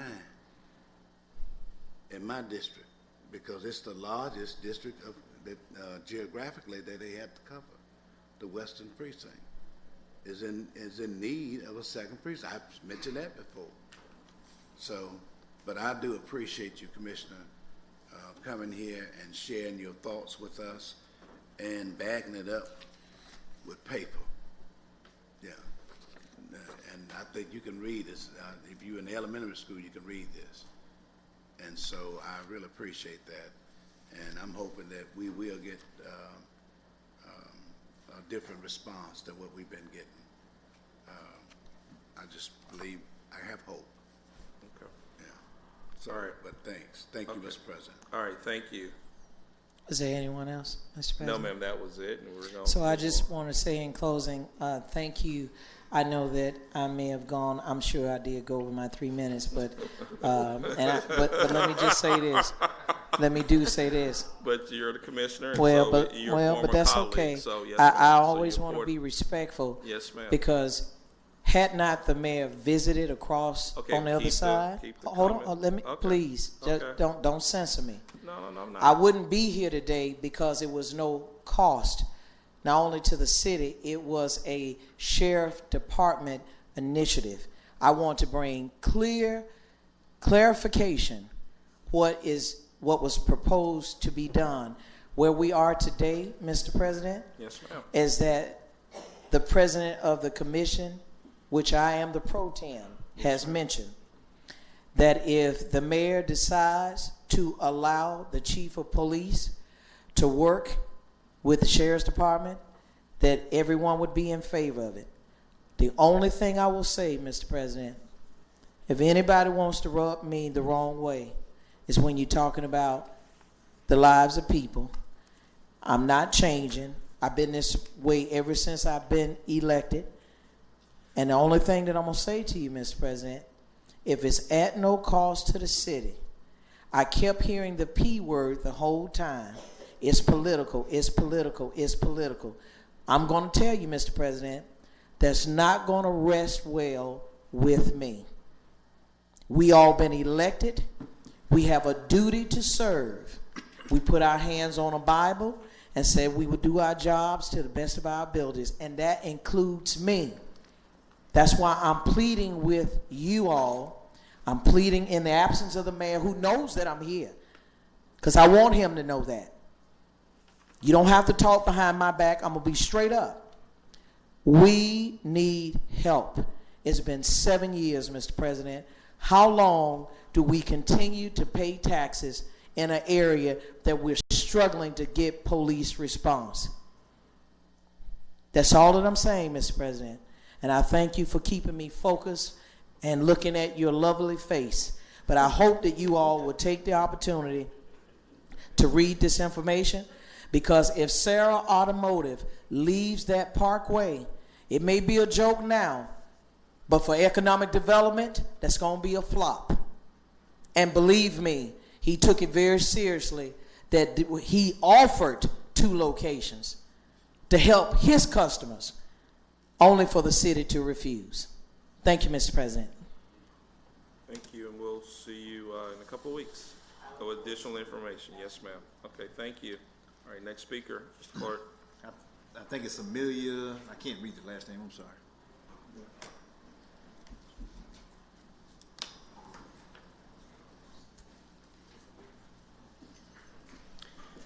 Good morning. My name is Amelia Johnson Harville. I'm from the Dolomite community. And I just want to say, greet our mayor in his absence, and President Parker, and to the remainder of our city council, and to my Councilor Hilliard. I just want to say thank you for the things that you've done and what you're going to do for that of the Dolomite community. And like I said, we wanted to encourage that of our citizens to form that of the block watch captains in the areas. That is very important, where we are able to take charge and to give information in order to empower our citizens to get more involved, so we can leave from picking up trash to doing other things within our community. I understand that with our pavilion situation, and I'm trusting that you be led. Maybe there are some other ideals for the city to place in that place, the space where the pavilion was burnt down at. But at least now it's safe. It's no longer standing. But we do want to thank you for what you're doing, okay? So the thing is that we're trusting in your time, and that you will put something that will be very beneficial for the citizens of the Dolomite community. Again, I want to say I'm here today also. I have a friend with me, Chad Lawson Cooper. He's from New York. He's a producer. He's a writer. He's an artist. And the thing is that there's a play we did here in Birmingham, and he's brought several of his plays here to Birmingham before, called Church Mess. And also, but the one that he's done recently was the one, Justice on Trial, the play. But now we're at the point where we have now Justice on Trial, the movie, 2020. Yes, it will be coming here to Birmingham.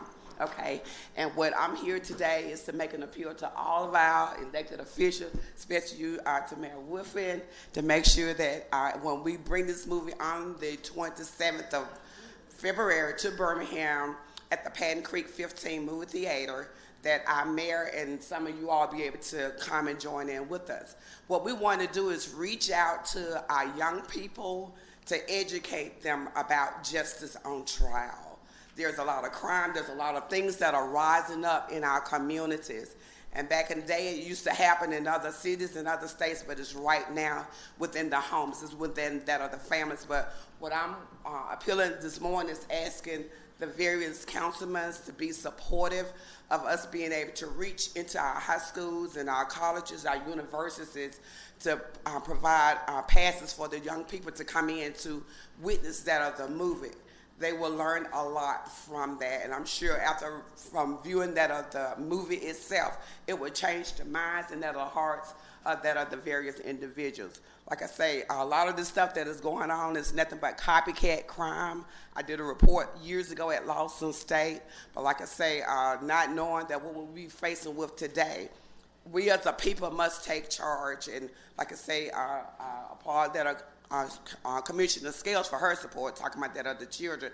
But like I say, we want you all to join in, and I will be calling each of you to ask you to commit to purchasing. The tickets are only like $15 each to sponsor some of our middle schools, high school students, people that are in colleges, so that they be able to come in to observe this movie. And once they observe this movie, that will be a change that will come about in the minds of that other people. And I want our mayor to know, and our city council in the city of Birmingham to know, that in this cast, there are 3 members from the city of Birmingham that will be in this movie. We have Lane Harper is playing, he's a policeman, okay? We have Mario Kinney, he's an entrepreneur here in Birmingham. And I myself will be in the movie, okay? So we want that of your support. And like I said, the play has been brought here to Birmingham, and now the movie, Justice on Trial 2020, will be here on the 27th. There will be a red carpet event. Mayor Wolfen, if you would put my name on your agenda for that night, okay? We will start probably around about 6 o'clock, getting everything out of the way. But I do have some tickets here with me today, okay? So that, like I said, Birmingham will actually show up and show out, and to show love to Pastor Cooper for bringing this movie to Birmingham. And not only just when he bring the movie in, we've been talking with that President Ward at Lawson State, his commitment as far as involving that of the colleges, Miles College, and there are others to come in to join forces as far as bringing production here in the city of Birmingham to be some form of entertainment for that of our young people. But it's real what is going on, so it's time for a change. And like, I'm excited about being a part, and I think Pastor Cooper, I probably did his speech as well, but anyway, Okay. we just need your love, we need your support as well, okay? Thank you. Again, All right, thank you. All right, thank you. Councilor Hilliard. Thank you, Councilman. President Parker, to Amelia, let me say, you're an awesome neighborhood leader. You work extremely hard, and I see that you're passionate about the arts and movies, and that just shows your skill and your talent. So would you check with my office, check with Tevin, let's see what we can do to assist. I'll be of some help, and I just applaud and hope that everyone heard. Give us the dates again. February the 27th. Ooh. That's right right upon it. You got a couple of weeks now. Okay, you can do that thing. Okay. Oh, that's quick. Okay. Okay. Well, we'll definitely be talking, and we just thank you for being so compassionate in the things that you do. Thank you. Okay. And again, I want to thank each one of our counselors one by one. So you will be receiving a phone call. Just grab me. I'll be right out there in the hallway. Okay, thank you. All right, thank you all. Okay. Thank you. This is Next Pastor. speaker. I understand. We've got to move on. Okay. Okay. I know Again, we're gonna thank move you. on. No, I know he's the next speaker. What I wanted to do was get through the speakers. I know Pastor Webb. I was trying to get. You want to talk about the institute? Okay. So why don't we just take everybody? Just want to do that. Just okay. want to say You wanna do that? to the mayor and to the council, thank you for the opportunity again. Amelia has been traveling with us across the country with the Broadway version of the stage play, and she tore it up in Los Angeles, California, and Hollywood amongst the stars, and she's been doing a fantastic job. So the movie is a very relevant piece. You can Google it. It's Justice on Trial, the movie 2020. And the relevance of it, and it speaks to the heart and soul of what we're going through as a people in our country. And the website is justiceontrialthemovie.com. Thanks again, and Reverend Webb, thank you for your support as well. Pastor Webb. Good morning. Good morning, Mr. Mayor, Mayor Wolfen, Mr. Sparks. That's my son right there, y'all. To my president, my counselor, District 4, to all of you great council members. I come before you today. Look, in all honesty, Valerie, all of y'all, I've been missing you. But I have been traveling for Dr. King's celebration and Black History Month. I'm here this morning excited and delighted that I'm here to talk about BCRI. And what I have to tell you, as I said, good morning again to you, the details about the BCRI membership drive was phenomenal on Dr. King's birthday. On Reverend Dr. Martin Luther King Jr. Day, which was January the 20th, more than, look, I want y'all to get excited with me. I'm excited about this. More than 600 new memberships were purchased during the King membership drive. More than 600. Thank you to these individuals and families for their support for BCRI, and we hope that they will visit the Institute frequently during the days and months ahead to celebrate Black History Month. We are extending, listen, look, y'all are excited about this too. We are extending the membership sale with $20. Oh, you can go and say $20. Like I say in church, you might as well say amen. With $20 on Tuesdays, Mr. President, to continue to grow our membership base and to be more accessible to all the members of our community. Memberships also are terrific gifts for family, friends, and colleagues at these great prices. On Thursday, this is something, Mr. Mayor, you guys, all of you.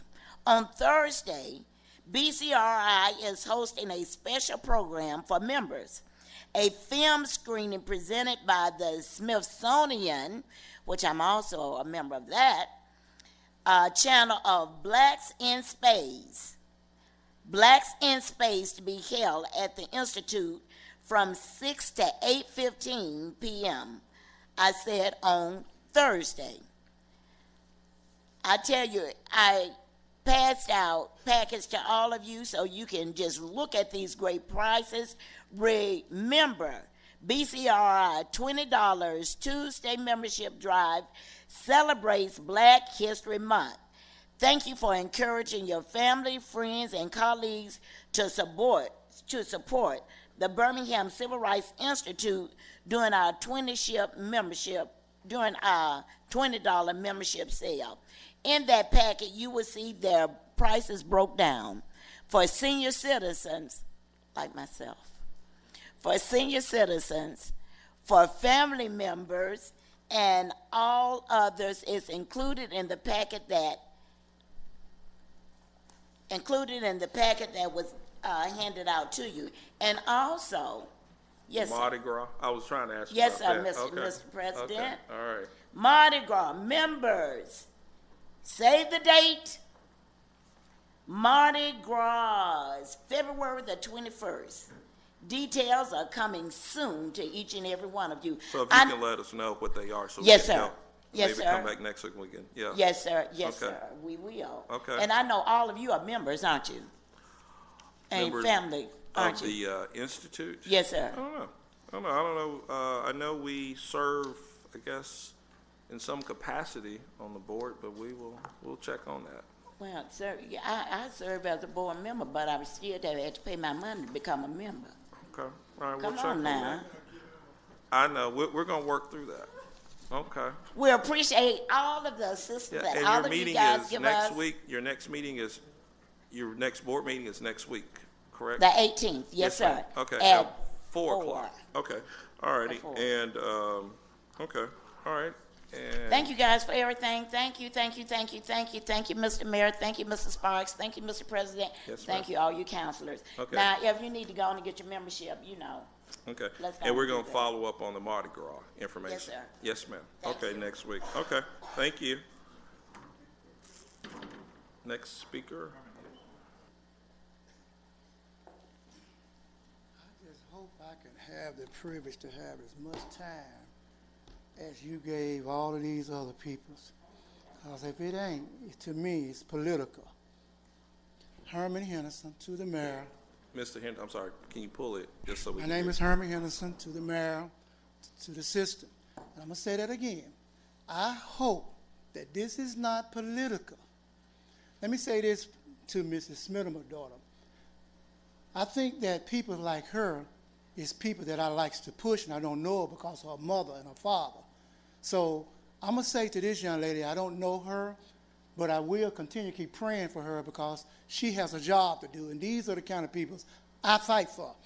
I want to turn around to my left a 360 degree and look back there at the chief, because there's some things he showed me on some stacks that I'm very impressed with, and I'm going to go home and do some study on the stacks that he gave me, because he shared some things with me, and I have some stacks in my phone that I looked at, and before I even elaborate on that, I'm going to go home and do some study. But I want to say this. I heard Ms. Gale talking. I heard the mayor over to the council talking. I heard other people say about politics. Every last one of you all up there are a politician, except Valerie Abbott. I don't believe she's a politician. I believe she is one of the ones that I seen coming to this councilman when I was a little boy in this council. She's the only council member that I seen that went to every black neighborhood and that was concerned about black folks' issues. And I think Valerie Abbott, I want to just take my hats off to you, because I think we need more Valerie Abbotts to come over into the hood to make sure we get a grip on the crime that's going on. I'm coming today real with y'all because I hear you talk about capital spending. I hear you talk about capital budget. I hear you talk about the sheriff, the chief back here. Them are two good, fine gentlemen. There's no compare. There's no compare with Chief William and the child over in the county. You can't even compare those two gentlemen. They both have a very unique style. So it's going to be hard for you to figure either one of them out because they both real. But what ain't real is they walked into a city where we as politicians have forgot about Dr. King's dream. We talks about the SCLC, we talks about the NAACP, we talks about the civil rights, we talks about the voting rights, the human rights, we talks about all of that stuff, but you talks about bringing ministers up here praying, and these preachers ain't even been on the battlefield. We talked about Reverend Henderson. We lost your phone number. Reason why we didn't invite you to come. I don't need to come up here and pray. I pray every day for y'all that you get it together. That you put on your budget $3 million for violence, crime in the black community. It ought to be a top priority. That chief got a budget back there.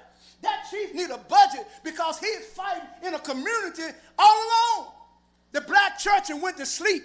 The only somebody you call is Steve Green, New Pilgrim. You don't call the folks that's out there on the battlefield. You don't call the folks that went to Collegeville. I'm the only preacher in here that went to Collegeville and preached on every street and every memo there in Collegeville, just about a part of my church. I'm the only priest that talked to the children that get killed. The little baby got beat up. I'm on the phone all night with the mama. I'm on the phone with the young man that shot somebody over there in Fairfield. You all don't even pick the phone up and say, Reverend Henderson, I invite you to a meeting. You're too scared. You're too scared to break out of your political season. Let me tell you something. That young lady there, I would never fight her because of her mother and because of her daughter, her daddy. Even though I may not agree with what went on in the election, I would never fight that young lady. Y'all fight more than you build, and your black community are crumbling. Chief William, my hat's off to you, brother. You have walked into a jungle. Until these councils see the seriousness of the crime that is going on and give you the tools, give the police a raise, we ain't gonna win this battle on the crime. I studied that man.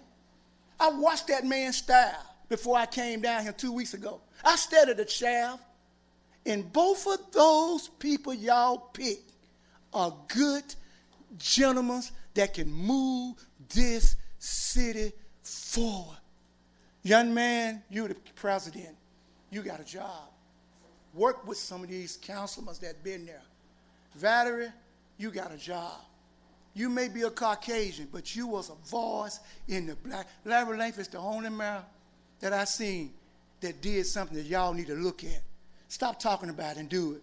He said, I don't want to talk to the media. I don't want to talk to nobody but the black men, the black men. He came to the frat park. Mal Wolfen got to call us together. Mal Milford got to tell these black churches to get out of these churches with these hymn books and these songs. The black church are doing the black community a disservice. It's a doggone shame that the church of the Highland are coming in, educating your black children in Parker and Woodlawn. In the black church, all they talking about is hymn books and choir books and pastor's appreciation and alligator shoes. The black church got to get back in the community. Chief William need to meet the black pastors. Chief William need to come out and say, Pastor Henderson, I'm coming to Wylam. We're going to do a block meeting, Pastor Henderson. Can you get me the black pastors in Wylam? We don't need y'all coming down here talking about, oh, I'm a member of the SCLC, I'm a member of the NAACP, I'm a member of the Civil Rights Institute. You ain't going to vote for me because y'all don't want me on y'all team because you think I'm political. But let me tell you something, every last one of y'all up there political. Just because I was on Bell's side, I'm on Wolfen's side now. Bell gone. I'm on Wolfen's side. When he became my mayor, I don't have but one mayor. That's my mayor. And whatever I can do to make Mount Wolfen look good, that's what I'm going to do. You ain't got to call me to come down here. Get that politic out your mind. Your boys are dying, your daughter's getting raped, and we sitting here playing politics. $3 million what I'm asking for violence, to stop the violence. Let's put a budget in plan.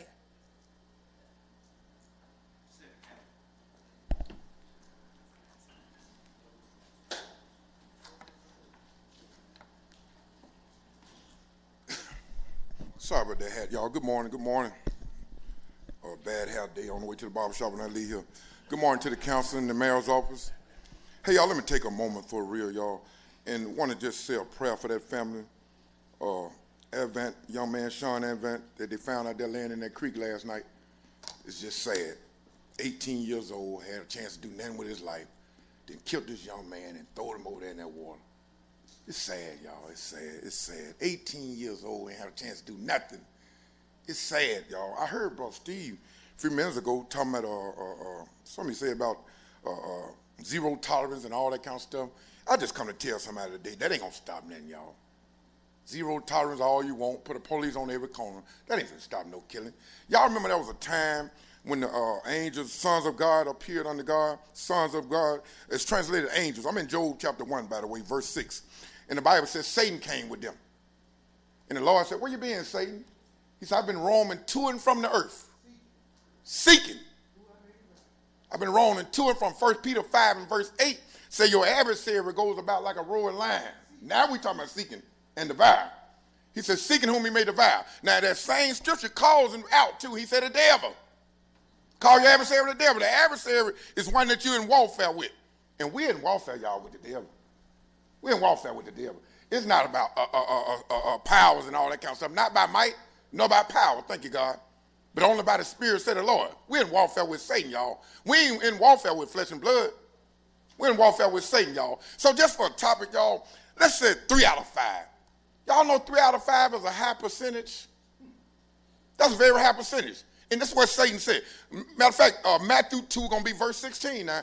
Remember when Herod said, go kill every child, every little boy 2 years old and under, till you get the baby Jesus? You know why? Because he knew if I can kill the root, it won't be no fruit.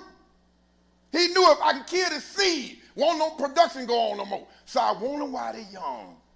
I want them while they're young. Jeremiah 9 going to be verse 21. He said, for death is come up in our community to cut off the children from without and the young men off the street. That's scripture now. That ain't no Jet magazine and all that kind of stuff. That come out the Bible. That come out the Bible. And so he said, if I can get me 3 out of 5, how you get 3, bro? Said, number 1, he killed one. Number 2, he incarcerate one. Number 3, he think the male think he a female. My. You want to stop the growth? That's what you do. You kill one, lock one up, and make the other male think he a female. You done killed 3 out of 5. How, bro, said? Because somebody dead ain't finna produce nothing. Somebody incarcerated 2 men ain't gonna produce nothing. You might try, but it ain't gonna work. 2 women ain't gonna produce nothing either. That ain't the will of God. So he said, I want 3 of them, bro, said, and I'm doing a great, marvelous job, and they don't even know it. When God kicked him out of heaven, where you think he came to? He came to the earth. He roaming around, destroying whoever he can. He getting them while they're young. Because every time I kill one, don't forget he got a seed inside of him. The Bible said, be fruitful and multiply. How am I going to be fruitful if you done killed me?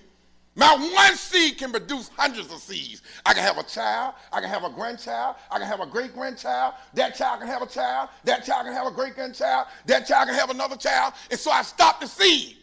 I want the seed. And here go the sad part, y'all. Don't nobody care. We'll talk about them, but we won't go talk to them. My. We'll stand in a pulpit and talk about them. He need to pull his pants up. He need to do this. He need to do that. But you won't go talk to them. But on Sunday, you got the Holy Ghost. You ain't got no Holy Ghost. You got Casper the Ghost. You got a scary ghost. Because when God filled me with the Holy Ghost, I said, what I'm going to do with it, God? Speak in tongues? He said, no, you ain't. You finna go ye therefore into the highways and byways. Y'all know Matthew 5, verse 14 said we the light of the world and not the church? My. If you got the light and you anointed and all that stuff, what you going to do with it? What you going to do with your anointing? You just going to pop up at a church on Sunday? No, y'all, we got to get back involved. Hell must suffer violence, and the violence must take it by force.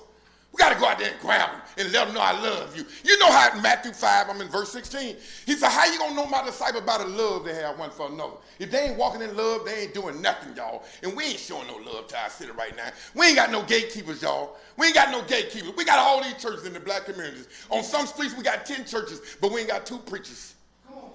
We got 10 churches, but we ain't got 2 preachers on the corner. We got to do better, y'all. We got to get bold. One thing about the Holy Ghost, you feel like Clark Kent. You believe you can fly. You believe you can touch the sky. You believe you can touch the sky if you get the real Holy Ghost. You know what I mean? In case y'all don't know what I'm talking about right now, some of y'all, let me tell you what it is. Remember you was in the club? Y'all ain't never been in the club. I talked to myself. Bro said, you remember you was at Cheese and French Quarters and Paul West and Galman and all that kind of stuff, Mama's and Son? You remember you were hollering the roof is on fire and you don't need no water, let it burn and all that kind of stuff? I had another kind of spirit in me then, a demonic spirit. But once you get the Holy Ghost, you're going to get loud. Let me tell you when you're anointed. When you're anointed, you become anointed. Yeah, I ain't finished. I know when you're anointed, you become anointed to some folks. Like I'm doing him now. I'm anointing somebody because of what I'm up here talking about. But every time UAB and Alabama Power and them folk come down here, y'all let them talk a whole hour. You don't stop them. You don't stop them, but you want to stop the people that voted y'all in office. Like that stuff Scales and Reynolds just did, that made me throw up, because they ain't got no business behaving like that. They work together. Why they ain't working together now? Because money got involved. And we're going to keep on, and we're going to sell our soul to the devil with this stuff, y'all. That's all we doing. And Satan ain't only laughing, them other folks laughing too. Now, why we couldn't come together back there in the room like they do? When they get in them chairs, you know they say, good morning, Bob. How you doing? Nice day. And they just got through fighting back there in that room. Oh, but us, we get that flesh in us. I'm going to let them know who the baddest. I'm going to let them know how the bad. I'm the bad. That ain't about nothing. We embarrassing ourselves. Fred Shuttleworth, Martin Luther King, I'm turning over their grave with the way we behaving in Birmingham, y'all. We got to each one, reach one, teach one. Will somebody say that with me? Each one, teach one, reach one. That's what we got to go back to doing, y'all. That's what bothered me about some of y'all. I can't talk to you now, but when I campaigned for you, I was okay then. You was at my house. You was sitting in my driveway. I was the best person you ever met. But once you won, bro said as a troublemaker, he crazy. Yeah, I done lost my mind. I don't never want to find it no more.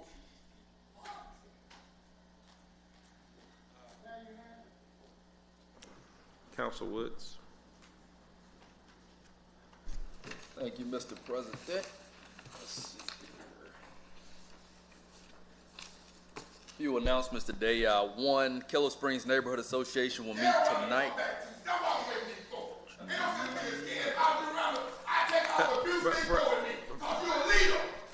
You're a leader. Stop getting up leading that chair. Look these folks in the face and let them talk whatever they want to talk. If you're a real leader, stop fighting. You was a leader when you was in the community. Stop getting out that chair. Smith Middle.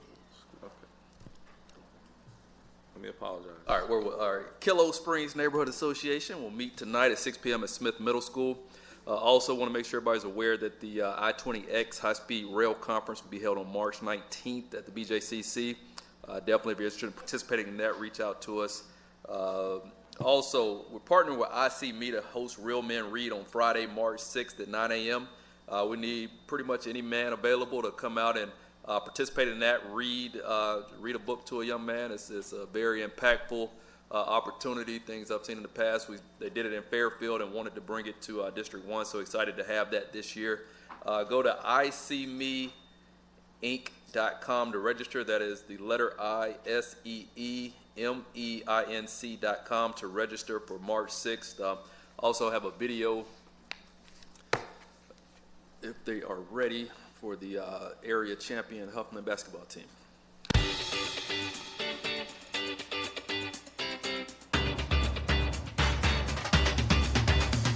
So we're here at Huffman High School tonight. We're really excited and proud of Coach Steve Ward on his 300th win. We're here to celebrate him on his momentous accomplishment. The team also won the area championship tonight, so it's a big night here. We're excited, headed towards the playoffs, and look forward to bringing home a championship. It was a special night at Huffman High School as the boys basketball team, the Vikings, captured the 6A Area 10 title. But there was a lot to celebrate. Well, we've won the Birmingham City School cheer competition 5 times in a row. And for this year, we've won grand champion, that is the overall high school division. So we're kind of awesome. The Vikings cheerleading squad, which plays a vital part in the team's success, is also celebrating a championship season. It takes a lot of hard work, a lot of hours. There's blood, sweat, and tears, literally. And broken bones, crying, stress. But it's a lot to manage, but we end up pulling through. So we're working hard at Huffman High School to build a championship program. The cheerleaders have really exuded that over the last 5 years, 5 straight city championships. So we're extremely proud of them, and we're going for number 6 next year. And as for Coach Ward and his 300 career victories, the game ended with a special recognition from Counselor Clinton Woods and the Birmingham City Council. I want to celebrate Coach Ward on this milestone, this win. Cheerleading tryouts are coming up, and the next Vikings boys basketball game is Tuesday, February 11th at 7 p.m. against Clay Chalkville. For more from the Birmingham City Council, check us out on Facebook, Twitter, and Instagram.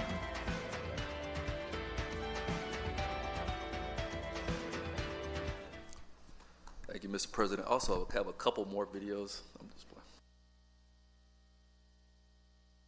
Yeah, I was about to say my colleague over here is getting a little bit short himself. That was a great video. It was a good video, Council West. Yes, Justice on Trial, the movie 2020, February the 27th at 7 p.m. I think you all heard Miss Amelia Hart from our Dolomite community. She's the secretary over there, and she does an excellent job. So I hope everyone will go out and participate and work with them on that. It's always good to have such talent in the city of Birmingham. We're very blessed. I want to wish Central Pratt Neighborhood President Cynthia Hildreth a happy birthday. Her birthday is February the 14th on Valentine's Day, and I love her very much. She's just a delightful person. She works extremely hard in that community, so we want to wish her a happy birthday on February the 14th. Also, I want to wish the president of Sherman Heights neighborhood, Olivia Johnson, who has been involved in that community all my political career. I just have seen her work very hard. Her birthday is Saturday, February the 15th. So we're excited about that. The Tuxedo neighborhood will be having their neighborhood meeting at 5 o'clock p.m. tonight at the Pratt City Library. The Sandusky neighborhood will meet tonight at 6 o'clock p.m. at the Jimmy Hudson Recreation Center. It's District 9 time. Thank you so much, Mr. President. Thank you. Dr. Quinn? All right, it's District 5 time. I want to start off by sharing a piece of information that I learned at the Eastlake Neighborhood Association meeting last week. I was explaining to them the recycling project, the pilot project that's going on, that will be rolling out. And I found out from the press conference that the mayor just did a little while ago that is going to start April 1st, is what was said there. But in Eastlake, when we talked about this project, there was some concern expressed about older residents or disabled persons being able to roll those carts down to the street. And I learned that there is actually a process or an application. You can make an application to the Public Works Department if that's your situation, and they will provide assistance to get your waste receptacles to the street. So been doing neighborhood meetings for 20 years, hanging around City Hall, and I learn something nearly every day. Tonight, the East Avondale Neighborhood Association meets at 6 p.m. at the New Bethel Baptist Church. On Thursday, the Smithfield Neighborhood Association meets at 6 p.m. at the Bethel House at Smithfield Court. And on Monday, we'll have the regularly scheduled Transportation Committee meeting at 4 p.m. in council chambers. Submissions for the agenda items must be submitted no later than Wednesday, February 12th. And on behalf of all of the men on the council who have significant others, and especially to my significant other, Christina, happy Valentine's Day in advance. Thanks.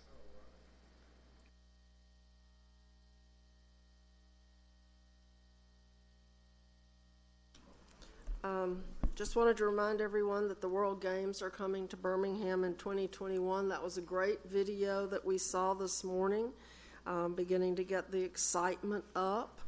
I'm trying to beat the bushes for volunteers early so that we can have people in the mindset that they need to help with the World Games. So wanted to say happy birthday to Treese Collins. Her birthday was on February the 6th. And she's just a very beautiful young lady, and young is the operative word. The next Budget and Finance meeting will be held on Monday, February 24th at 3:30 p.m. in conference rooms D and E. Agenda submissions are due February 19th by noon. Now that gives you 9 whole days to get your submissions in on time, so I hope that everyone makes it on time. Other District 3 news, Highland Park neighborhood meeting is tonight at 6 p.m. at the Highland Golf Course, the Charlie Boswell Golf Course actually, and East Avondale meets at the very same time at the New Bethel Baptist Church in East Avondale. And I have to make a comment on the recycling pilot program. I wish that it could be in every neighborhood, but we had to start somewhere. And I think that they told us in the meeting that this was 2 of the garbage routes out of 37? 36. So we have a lot of routes in Birmingham, and we can only do a few at a time. But it's very exciting to be able to have this new equipment, and at no cost to the taxpayer who's going to receive the equipment. I mean, obviously we have to pay for the cans, but we're not asking the homeowners to pay for them. And this is great for Birmingham. We're just probably at the end of the line as far as participation in recycling, and that's distressing. And we need to be at the front of the line. So maybe this will get us there. But I'm glad that we are going into the modern age. Thank you, Mr. President. Yes, ma'am. Councilor Smithwood. Thank you, President Parker. For neighborhood meetings, this Saturday, February 15th, North Titusville will meet at Titusville Library at 11 a.m. Next Wednesday, February 19th, the Graymont will meet at Smithfield Library at 4:30 p.m. For announcements, this spring semester, I'll be partnering with Birmingham City Schools and Renaissance Bank to bring a 7-series financial literacy class to the seniors at Parker and Winona High School. The program kicked off at Parker High School on last Wednesday, February 5th. The next session will be next Wednesday, February 19th. Due to the weather on last Thursday, classes will start at Winona High School on this Thursday, February 13th, and next Thursday, February 20th, and will continue every other week until April 30th. Sit Down with Smitherman will take place on February 18th from 5 p.m. to 7:30 p.m. at Baptist Medical Center, which is at 701 Princeton Avenue Southwest. Please join us and share your concerns about the needs of the District 6. Food will be served. District 6 Coffee with the Clergy will be on February 26th from 10 a.m. to 1 p.m. at the Arlington House. And for the mayor requests, I know the mayor isn't here, but for Chief Sparks, there are some flooding areas that were called into my office. 1361 Hall Street Southwest, the dead end of the street by Lowry Park. Water is standing in the residence yard. and the intersection of 2nd Street Southwest and Tuscaloosa Avenue Southwest. I can give you this paper as well. Thank you, President Parker. All right, thank you. One quick announcement.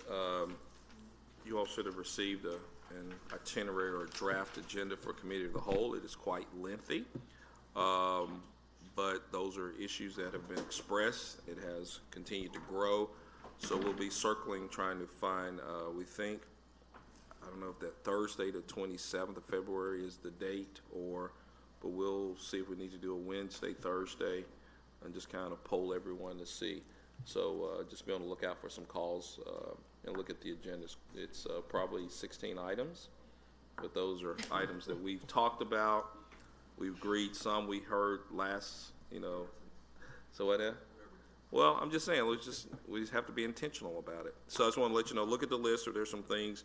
And one question is, the micro-mobility, is that coming to the Committee of the Whole, or does it go to your committee? Which y'all let me know, and so we'll talk about it later. I just want to make sure Councilor Abbott and you all we're on the same page. Yeah, I'm happy to address any additional questions or address the questions that were brought up. So, okay, we can. I think we can probably handle that outside of Committee of the Whole, though, given the fact that the Committee of the Whole agenda is already packed. I have to get agreement with Councilor Abbott, so we'll see. We'll work on that. I think Committee of the Whole, though, I think if we try to cram too much into one Committee of the Whole meeting, I just want to know. People's eyes will glaze over. Okay. So I think we need to divide it into edible chunks so We will, but I was just asking, the micro-mobility, you're just going to work through your committee, and you all will work together on the micro, and you'll get with council for it to work through. Okay, just want to make sure. Okay, we're on the same page. That's all. Mr. President, yes, sir. Along the agenda, make sure we are fair. Yes, sir. All right. All right. With that, I just want to bring that to everybody's attention. We've circulated copies around, I think, for the mayors and the mayor's team to see it as well, to make sure we're all moving forward. So, all right. With that, entertain a motion to adjourn. Motion to adjourn. All in favor, let it be known by saying aye. Aye. All opposed. All right.